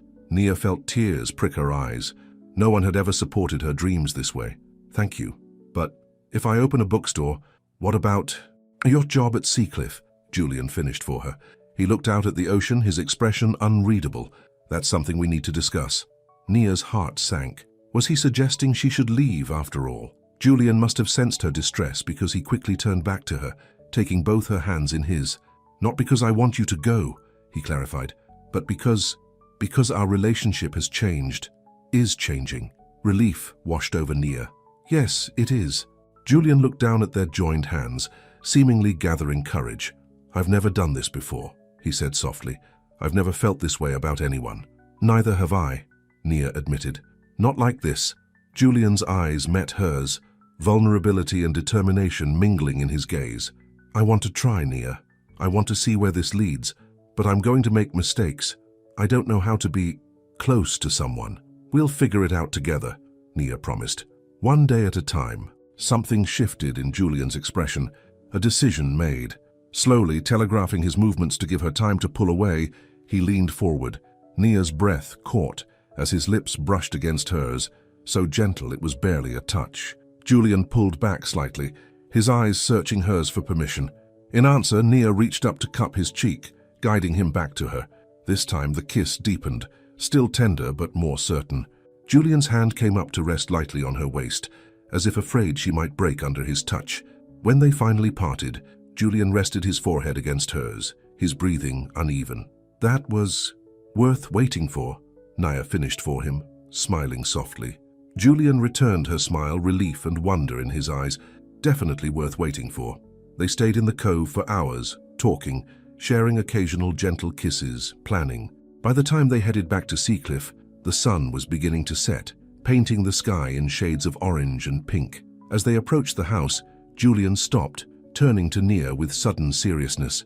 I want you to know something, he said. Whatever happens with us, the bookstore is yours. No strings, no conditions. Your dream matters to me because you matter to me. Nia felt tears well in her eyes at his words. Thank you, she whispered. Julian reached up to brush away a tear that had escaped down her cheek. No more tears, he said softly. We've both had enough sadness. As they entered the house, Mrs. Finch took one look at their clasped hands and Julian's relaxed expression and broke into a wide smile. Well, it's about time, she declared, making them both laugh. That night, Nia lay in bed, replaying the day in her mind. The feel of Julian's lips on hers, his hand in hers, the way he looked at her as if she were something precious. For the first time since losing her baby, she felt truly hopeful about the future. The following weeks brought changes to Seacliff Manor. Julian emerged from his self-imposed isolation, working regular hours and joining Nia and Mrs. Finch for meals. He and Nia spent evenings in the library, reading together or talking about their days. Sometimes Julian played the piano while Nia listened, his music becoming less melancholy, more hopeful. On weekends, they explored the coastal town nearby, Julian wearing a cap and sunglasses to avoid recognition. They visited the vacant bookstore space, and Nia fell in love with its bay windows and cozy atmosphere. Julian helped her draft a business plan, his tech expertise complementing her creative vision. Physical intimacy came slowly, respectfully. Julian was hesitant, sometimes pulling back when emotions ran high, still battling his deeply ingrained fears. But each day brought new progress, a lingering touch, a deeper kiss, the gradual dismantling of walls built over decades.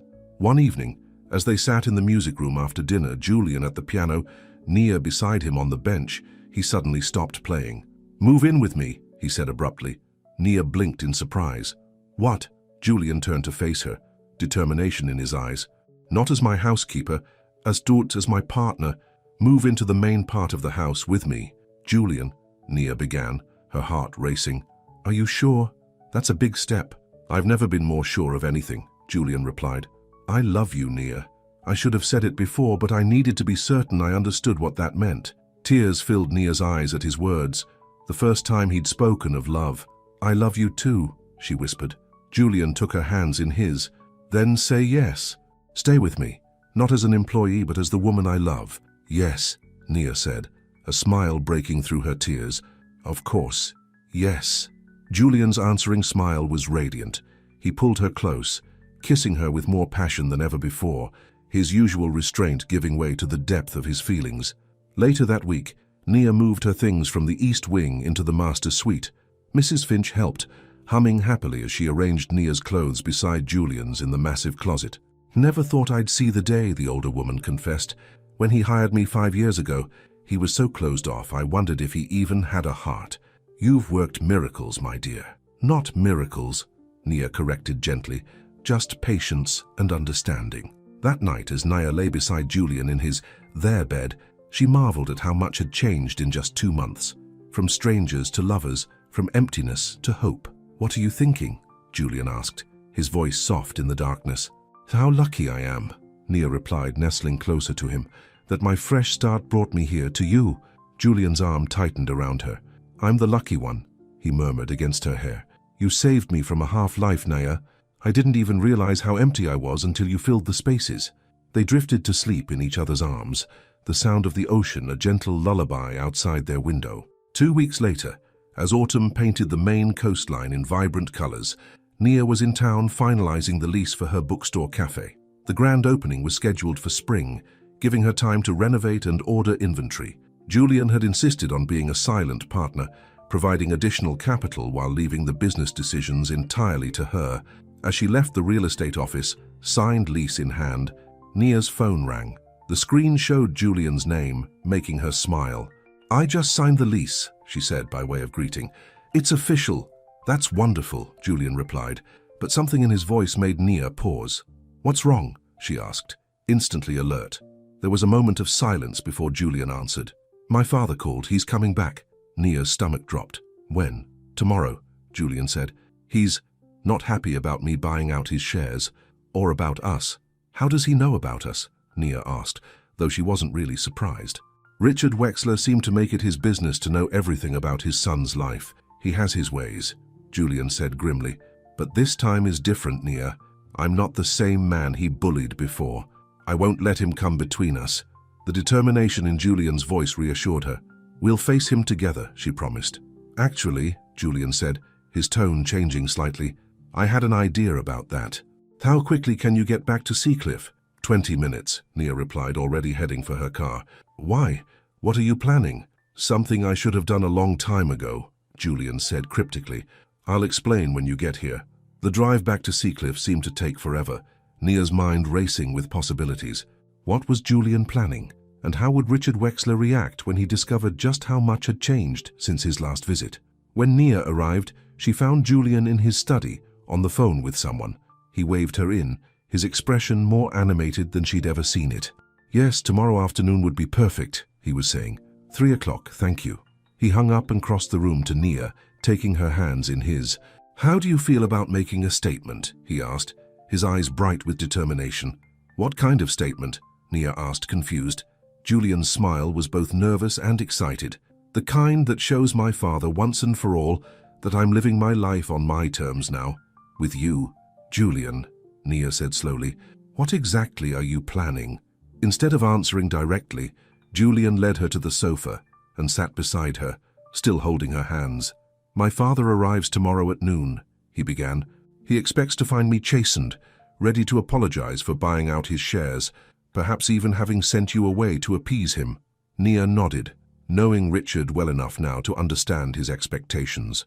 "But what if," Julian continued, his voice gaining confidence, "what if instead he finds us not only together but celebrating our engagement?" Nia's eyes widened. "Engagement." Julian's expression softened, and he slid from the sofa to one knee before her.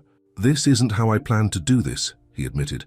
"I wanted something romantic, perfect, but somehow this feels right." He took a deep breath. "Nia Harper, you've brought light and warmth back into my life. You've shown me that I'm capable of love, of trust, of connection. Will you marry me?" Tears filled Nia's eyes as joy surged through her. "Julian, are you sure? This isn't just about your father." Julian shook his head firmly. "My father's visit only accelerated my timeline. I've been carrying this around for a week, waiting for the perfect moment." He reached into his pocket and pulled out a small velvet box, opening it to reveal a stunning emerald-cut diamond set in platinum. "It's beautiful," Nia breathed. "Is that a yes?" Julian asked, a hint of his old uncertainty creeping into his voice. Nia cupped his face in her hands. "Yes," she whispered. 1,000 times yes. Relief and happiness transformed Julian's features. He slipped the ring onto her finger, then pulled her into his arms, kissing her deeply. When they finally parted, both breathless, Julian explained the rest of his plan. "I've arranged for Judge Michaels, an old friend from Oxford who lives in Portland now, to come tomorrow at 3. We can make it official right here with Mrs. Finch as witness." "Tomorrow?" Nia asked, surprised by the speed. "Are you sure that's not too rushed?" Julian's expression grew serious. "I know it seems fast, and if you want to wait, have a proper wedding later, we absolutely can, but I want my father to see that I'm serious about us, that this isn't something he can undermine or destroy." Nia understood his reasoning, but still hesitated. "Julian, I don't want our wedding to be about your father. It should be about us." Julian nodded, taking her concerns seriously. "You're right. Let me think about this differently." He stood and paced the room, then turned back to her with new resolve. "What if we have a private ceremony tomorrow? Just us and Mrs. Finch, no mention of it to my father, and then a proper celebration later with friends, when we're ready." "And when your father arrives?" Nia asked. "We simply tell him the truth, that we're engaged and planning our future together." Julian's expression hardened slightly. "He needs to understand that I'm not asking for his approval anymore." Nia considered the plan. It felt right, affirming their commitment to each other first, then dealing with Richard from a position of unity. "Okay," she agreed. "Let's do it." Julian's face lit up with joy. He pulled her to her feet and into his arms, holding her close as if he couldn't believe his good fortune. "I never thought I'd have this," he confessed against her hair. "Never thought I was capable of it." "You're capable of so much more than you know," Nia told him, leaning back to look into his eyes. "And I can't wait to discover it all with you." They spent the evening making plans, not just for the small ceremony the next day, but for their future together. Julian seemed transformed, the last of his hesitancy falling away as he embraced the path before them. Later, as they lay together in the darkness, Julian traced lazy patterns on Nia's bare shoulder. "Are you nervous about tomorrow?" he asked. "About my father?" Nia considered the question. "A little," she admitted. "Hi's a formidable man, but I'm not afraid of him anymore." Julian pressed a kiss to her forehead. "Neither am I," he said, wonder in his voice. "For the first time in my life, I'm not afraid of Richard Wexler." Nia snuggled closer, feeling the steady beat of Julian's heart against her cheek. That might be what scares him the most. As they drifted to sleep, the waves crashed against the cliffs below Seacliff Manor, constant and eternal, like the love that had grown between two broken souls who had found healing in each other's arms. The next morning dawned bright and clear, as if nature itself approved of their plans. Mrs. Finch was overjoyed when they told her about the ceremony, immediately setting about preparing a special meal and arranging flowers from the garden. By 11, everything was ready. The small parlor overlooking the ocean had been transformed with candles and flowers. Mrs. Finch had pressed Julian's best suit and helped Nia select a simple cream-colored dress from her closet. "It's not a traditional wedding gown," the older woman fretted. "It's perfect," Nia assured her. "This isn't about tradition. It's about Julian and me making a commitment to each other." At 11:30, as Nia was putting the finishing touches on her hair, Julian knocked on the bedroom door. "Can I come in?" he called. "I have something for you." Nia opened the door to find Julian holding a small jewelry box. "I thought you weren't supposed to see the bride before the wedding," she teased. Julian smiled, looking more relaxed and happy than she'd ever seen him. "I think we've established that we're not following all the traditions today." He opened the box to reveal a delicate diamond necklace. "It was my mother's," he explained. "One of the few things she left behind. I found it in the safe this morning and thought, maybe you'd want to wear it." Nia was touched by the gesture. "Are you sure? If it was your mother's?" "I'm sure," Julian said firmly.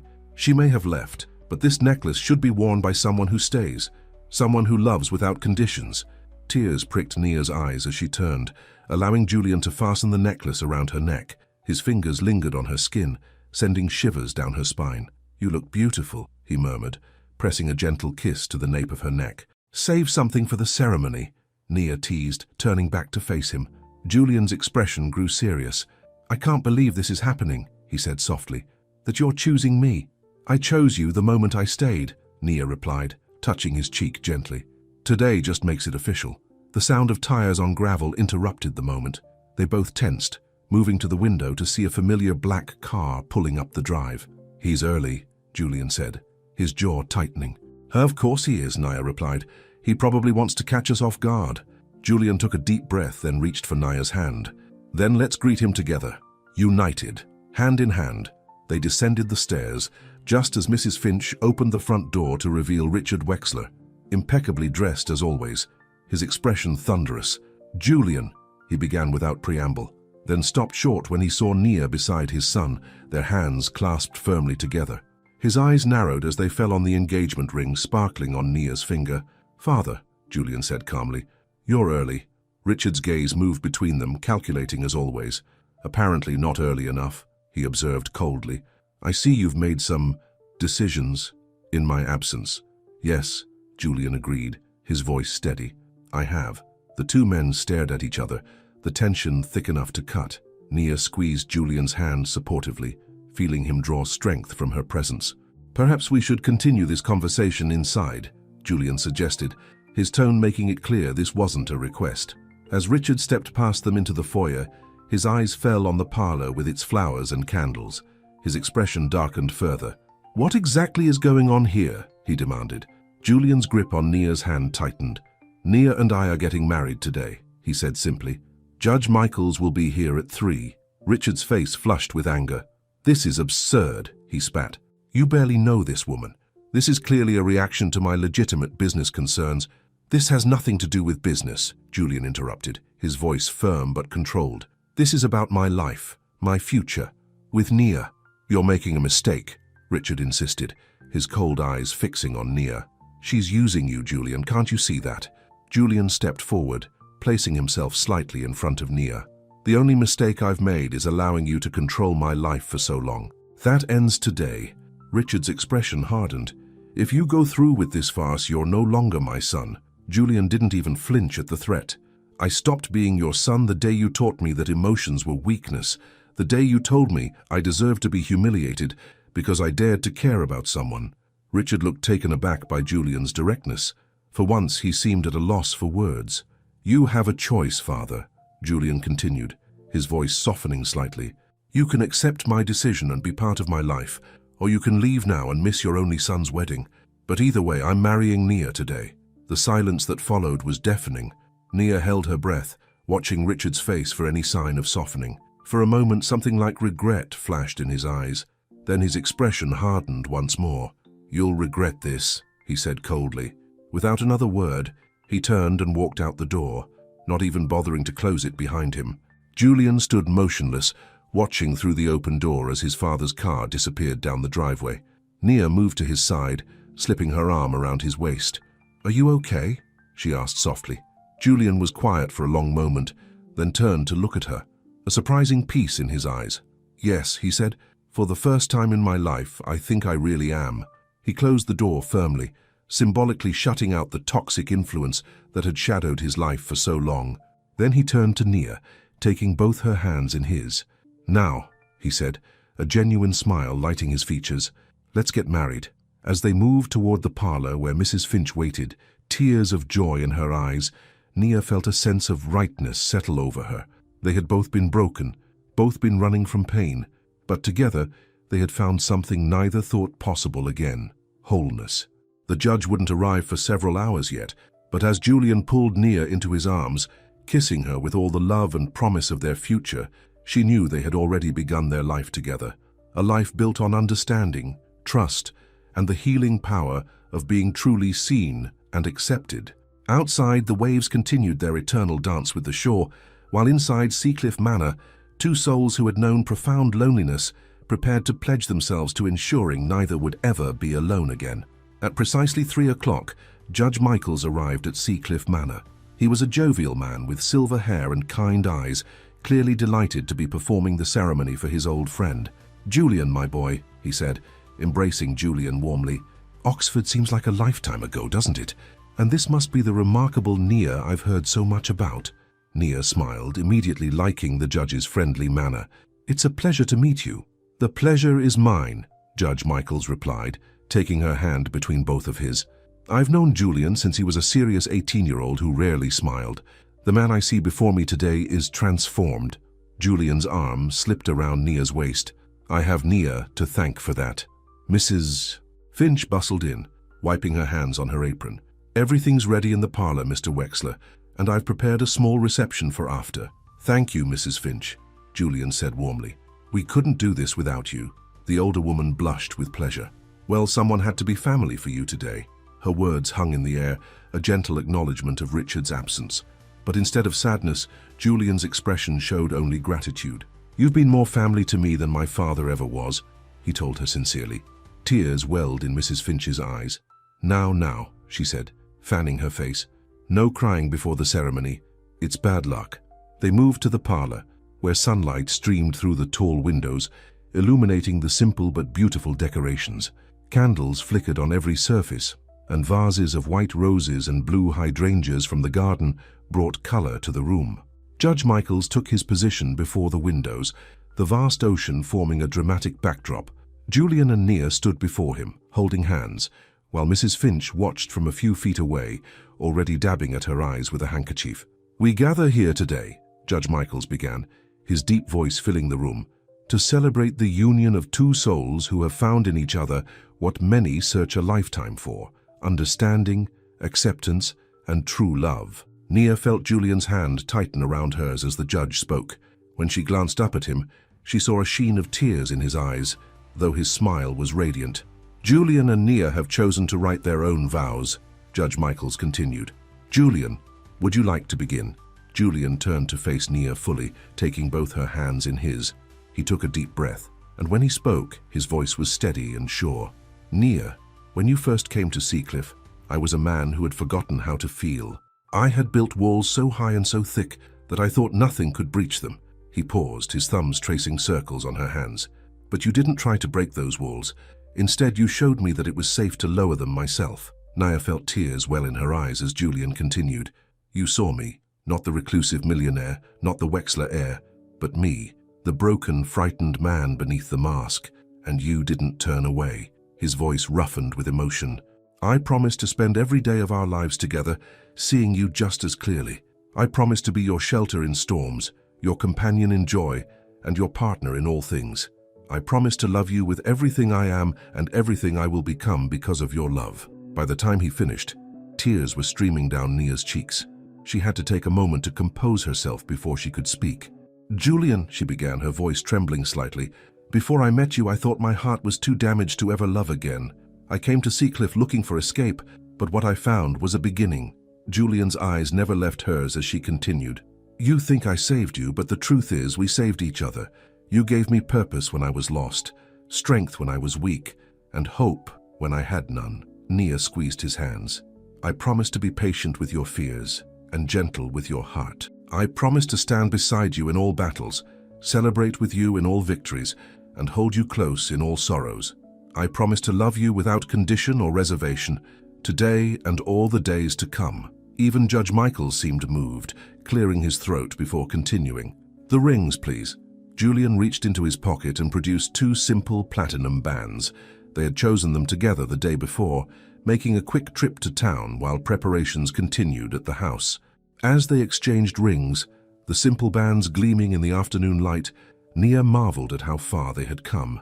Just months ago, Julian had been afraid to shake her hand. Now he was pledging his life to her, his touch sure and steady as he slipped the ring onto her finger. "By the power vested in me," Judge Michaels declared, "I now pronounce you husband and wife." He smiled warmly at Julian. "You may kiss your bride." Julian cupped Nia's face in his hands with exquisite tenderness. "I love you," he whispered, for her ears alone. "I love you too," she replied, just before his lips met hers in a kiss that sealed their vows and promised a lifetime of tomorrows. Mrs. Finch's enthusiastic applause and Judge Michaels' hearty "congratulations" broke the moment, bringing laughter and joy as Julian and Nia turned to face them as husband and wife. The small reception that followed was perfect in its simplicity. Mrs. Finch had outdone herself with a beautiful meal and a small but elegant wedding cake. They toasted with champagne, shared stories, and laughed together like the family they had become. As evening fell, Judge Michaels took his leave, embracing them both warmly. "I expect an invitation to your first anniversary," he told them, "and perhaps by then, there will be a little one to celebrate as well." Nia felt a momentary pang at his words, remembering the baby she had lost. Julian, sensitive to her feelings, squeezed her hand supportively. "One step at a time, Edward," he told his friend with a smile. "We have our whole lives ahead of us." After the judge left, Mrs. Finch insisted on cleaning up alone. "You two should have some time to yourselves," she said with a knowing smile. "I'll take care of everything here." As they walked upstairs to their room, now truly their room, Julian suddenly swept Nia into his arms, making her gasp in surprise. "Isn't this a bit traditional for you?" she teased as he carried her across the threshold. Julian's eyes twinkled with mischief and love. "I'm discovering that some traditions are worth keeping." He set her down gently inside the room, which had been transformed. Candles flickered everywhere, rose petals were scattered across the bed, and a bottle of champagne chilled in an ice bucket beside it. "Mrs. Finch," Julian explained with a smile. "She insisted on making things proper romantic for our wedding night." Nia laughed, touched by the older woman's thoughtfulness. "Remind me to give her a raise." "Already done," Julian said, pulling Nia into his arms. "And a very generous bonus. She's been more of a mother to me these past 5 years than anyone deserved." As Julian held her, Nia felt a sense of completeness she had never experienced before. The journey to this moment had been filled with pain for both of them, but somehow that made their happiness now all the sweeter. "Are you happy?" Julian asked softly, his breath warm against her hair. Nia leaned back to look up at him, at the face that had become so dear to her. "Completely," she whispered. "Are you?" Julian's smile was answer enough, but he spoke the words anyway. "More than I ever thought possible." As they sealed their vows in the most intimate way, the walls that had once separated them crumbled completely, leaving only love and trust in their place. The weeks following their impromptu wedding were filled with joy and adjustments, as Julian and Nia settled into married life. For Julian, who had lived alone for so long, sharing his space and his routine required some adaptation, but to his surprise, he found himself thriving with Nia's constant presence. "I thought I needed solitude," he confessed one morning as they had breakfast on the terrace overlooking the ocean. "But it turns out I was just waiting for the right person to share my life with." Nia reached across the table to take his hand. "Sometimes what we think we need and what we actually need are very different things." Julian nodded, thoughtful. "My father believed vulnerability was weakness, that needing someone else made you dependent, diminished." "And what do you believe now?" Nia asked. Julian's expression softened as he looked at her. "That there's strength in vulnerability, that opening yourself to love isn't weakness. It's the bravest thing a person can do." Their days fell into a comfortable rhythm. Julian continued running his company from his home office, but his work hours became more reasonable. He no longer used work as an escape from life, but as a part of a balanced existence that included Nia, leisure, and even socializing. Nia divided her time between making Seacliff truly their home and preparing for the bookstore's opening. Julian had insisted on hiring contractors to handle the renovations, allowing Nia to focus on ordering inventory, planning the cafe menu, and designing the space. "It's going to be beautiful," Julian said one evening as they reviewed the architect's drawings, "just like you envisioned." "Our first Christmas will be in the new place," Nia said excitedly. "I want to have a big tree in the window and host a holiday reading for local children." Julian watched her animated face with love. "You're going to be wonderful at this. The whole town will fall in love with you and your bookstore." "Our bookstore," Nia corrected. "You may be a silent partner, but it wouldn't exist without you." Julian shook his head. "It would have existed eventually. I just helped speed things along." Their happiness was almost complete, but one shadow remained: Richard Wexler. Though Julian rarely mentioned his father, Nia occasionally caught him staring at the phone after checking the caller ID, or frowning over business news that mentioned Wexler Sr.'s activities in London. 6 weeks after their wedding, as they ate dinner in the kitchen, a casual habit they'd adopted, much to Mrs. Finch's initial dismay, Julian's phone rang. His face tightened as he checked the screen. "It's him," he said quietly. Nia reached across the table, touching his arm. "You don't have to answer." Julian hesitated, then shook his head. "No, I should." He took a deep breath and answered, "Hello, Father." Nia could only hear Julian's side of the conversation, but she could tell from his responses that Richard was not calling to reconcile. "I see," Julian said, his voice cooling. "No, that decision is final. I understand your position, but my answer remains the same." "Yes, we're very happy, thank you for asking," he added with a touch of sarcasm. When he hung up, Julian sat quietly for a moment, his expression troubled.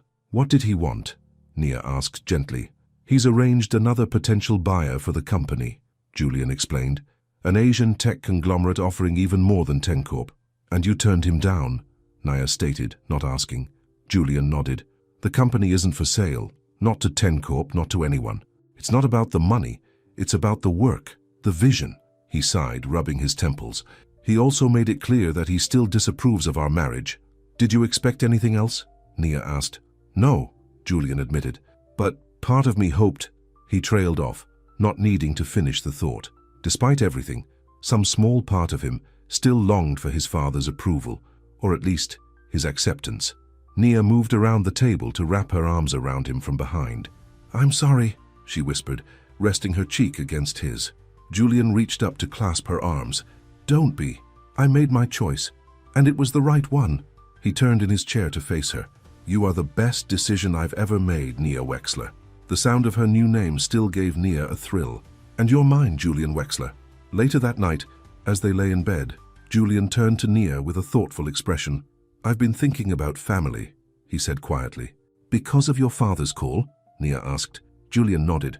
Partly, but also because he hesitated, then continued. Because I want us to have one. A real family. Nothing like what I grew up with.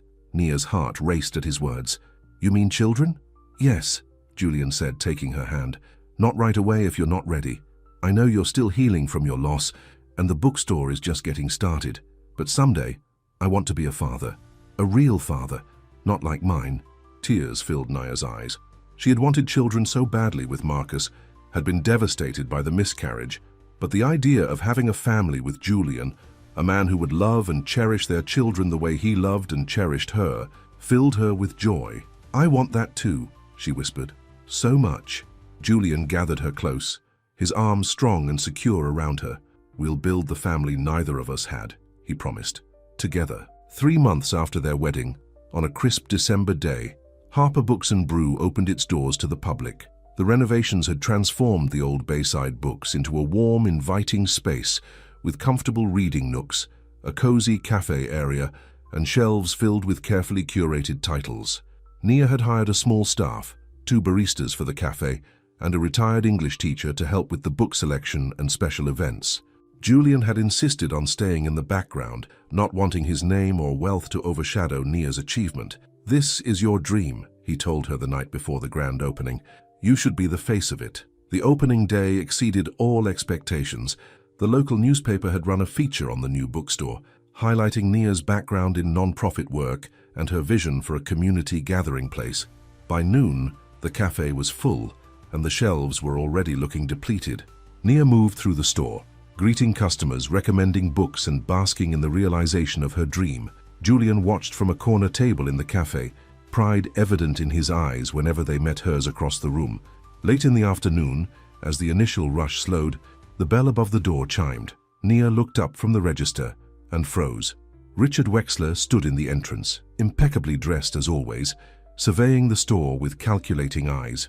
Julian noticed him at the same moment and rose from his seat, moving quickly to Nia's side. Father, he said, his voice controlled but tense. This is unexpected. Richard's gaze moved between them, then around the store. I was in Boston for business. Thought I'd see this venture for myself. Nia straightened her spine, determined not to be intimidated. Welcome to Harper Books and Brew, Mr. Wexler. Would you like a tour? Richard's eyebrow lifted slightly at her directness. Why not? I'm curious to see what my son has invested in. Nia's talent and vision is what I've invested in, Julian corrected firmly.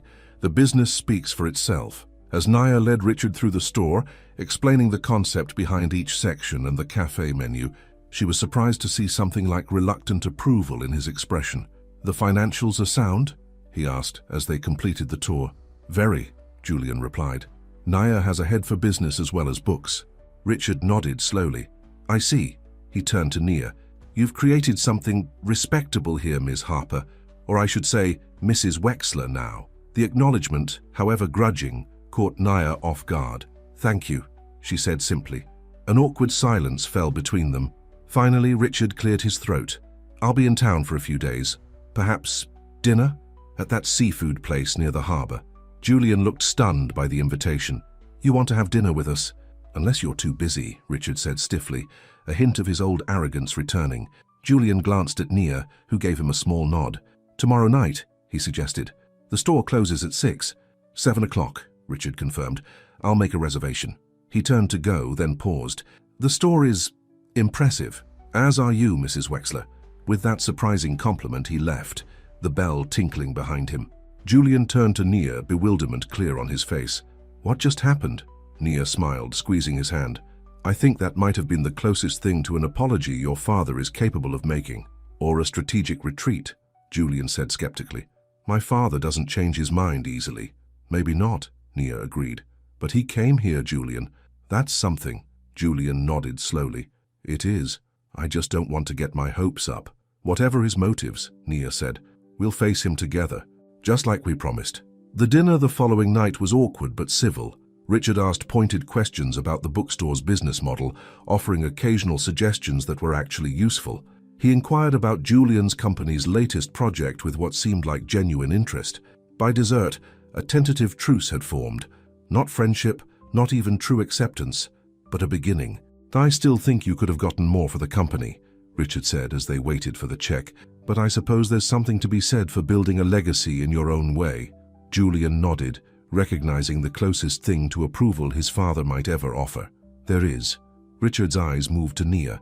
"And I underestimated you, Mrs. Wexler. You're not what I expected." "Life rarely gives us what we expect, Mr. Wexler," Nia replied with a small smile. "Sometimes it gives us what we need instead." A flicker of something, regret perhaps, crossed Richard's face. Indeed, they parted outside the restaurant with handshakes rather than embraces, but Julian seemed lighter as they drove home. "That went better than I anticipated," he admitted. Nia reached across to take his hand. "He's trying in his own way. That's a start." Julian nodded thoughtfully. "Not the relationship I wanted with my father as a child, but maybe something workable as adults." "Family is complicated," Nia said, "but worth the effort, I think." Julian squeezed her hand. "You're my family now, Nia. You and the life we're building together. Anything else is supplementary."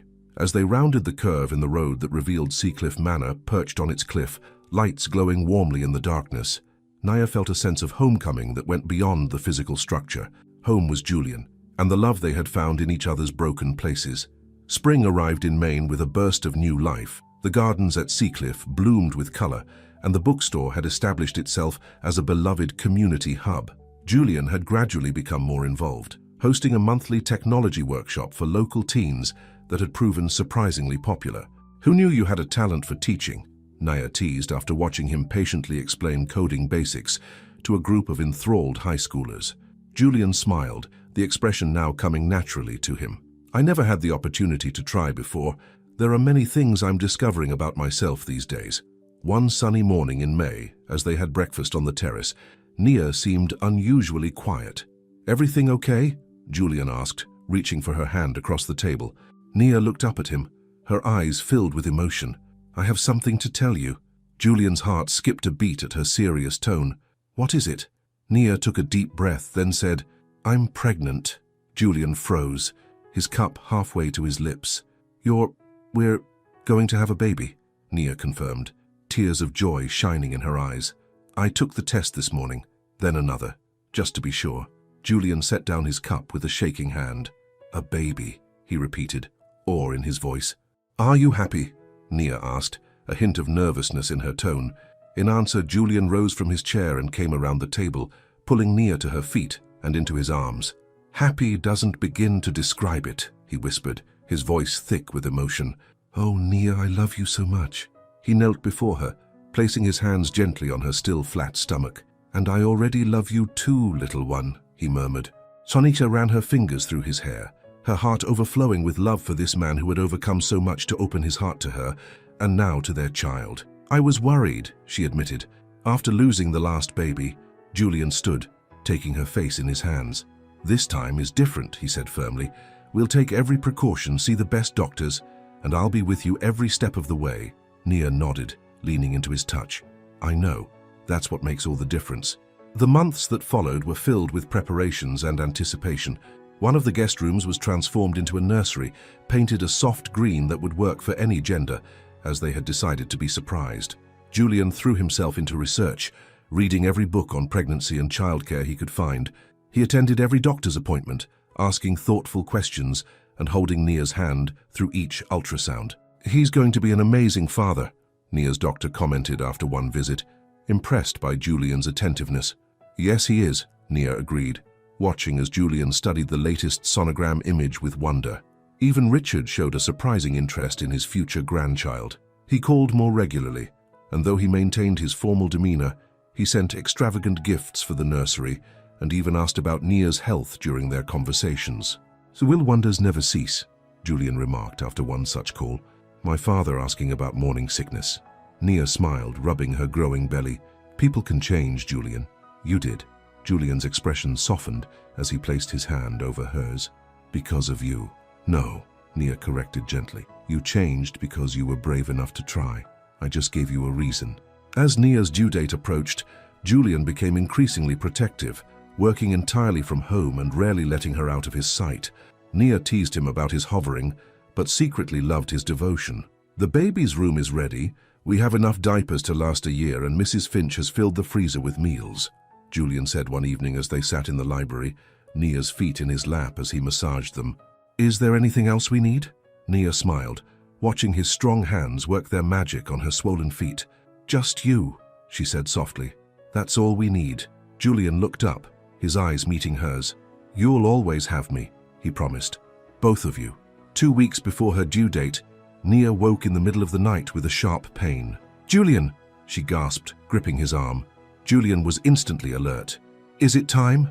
Nia nodded, her face tense with pain. "I think so." What followed was a carefully orchestrated plan put into action. Julian called the doctor while helping Nia dress, then carried her to the car despite her protests that she could walk. "Humor me," he said, kissing her forehead as he settled her in the passenger seat. The drive to the hospital was tense but controlled, Julian maintaining a calm exterior despite his inner fear. This was so different from Nia's first pregnancy, which had ended in tragedy, but the shadow of that loss still lingered. "Everything will be fine," Nia said between contractions, reading his thoughts. "We're ready for this." Julian reached for her hand, squeezing gently. "Yes, we are." The labor was long but uncomplicated. Julian remained by Nia's side throughout, supporting her through each contraction, whispering encouragement, wiping her brow with cool cloths. "You're the strongest person I've ever known," he told her as the hours stretched on. "I'm in awe of you." Finally, as dawn broke over the horizon, their daughter entered the world with a healthy cry that brought tears to both their eyes. "She's perfect," Julian whispered, as the doctor placed the tiny, squirming bundle on Nia's chest. "Absolutely perfect." Nia looked down at their daughter through tears of joy. "Hello, Olivia," she murmured, using the name they had chosen if the baby was a girl. "We've been waiting for you." Julian perched on the edge of the bed, his arm around Nia, his other hand gently touching his daughter's tiny fingers. "Olivia Grace Wexler," he said, his voice filled with wonder. "Our miracle." As Olivia wrapped her tiny hand around Julian's finger, gripping with surprising strength, he felt the last pieces of his broken heart mend completely. This was what he had been missing all his life, not just Nia's love, but the family they were creating together. "Thank you," he whispered to Nia, his voice thick with emotion. "For what?"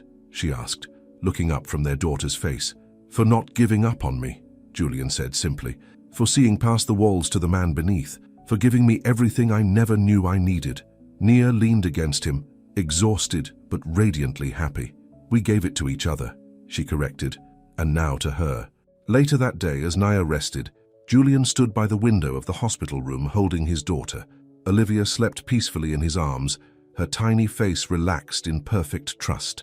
"I promise you'll never know the loneliness I did," he whispered to her. "You'll always know you're loved, always know you belong." He glanced over at Nia, sleeping soundly after her ordeal, and felt a wave of gratitude so intense it nearly overwhelmed him. From his isolated existence at Seacliff to this moment, holding his child while his wife slept nearby, seemed like a journey of 1,000 miles. Yet it had begun with a simple interview, a young woman from Brooklyn who needed a fresh start and wasn't intimidated by his coldness.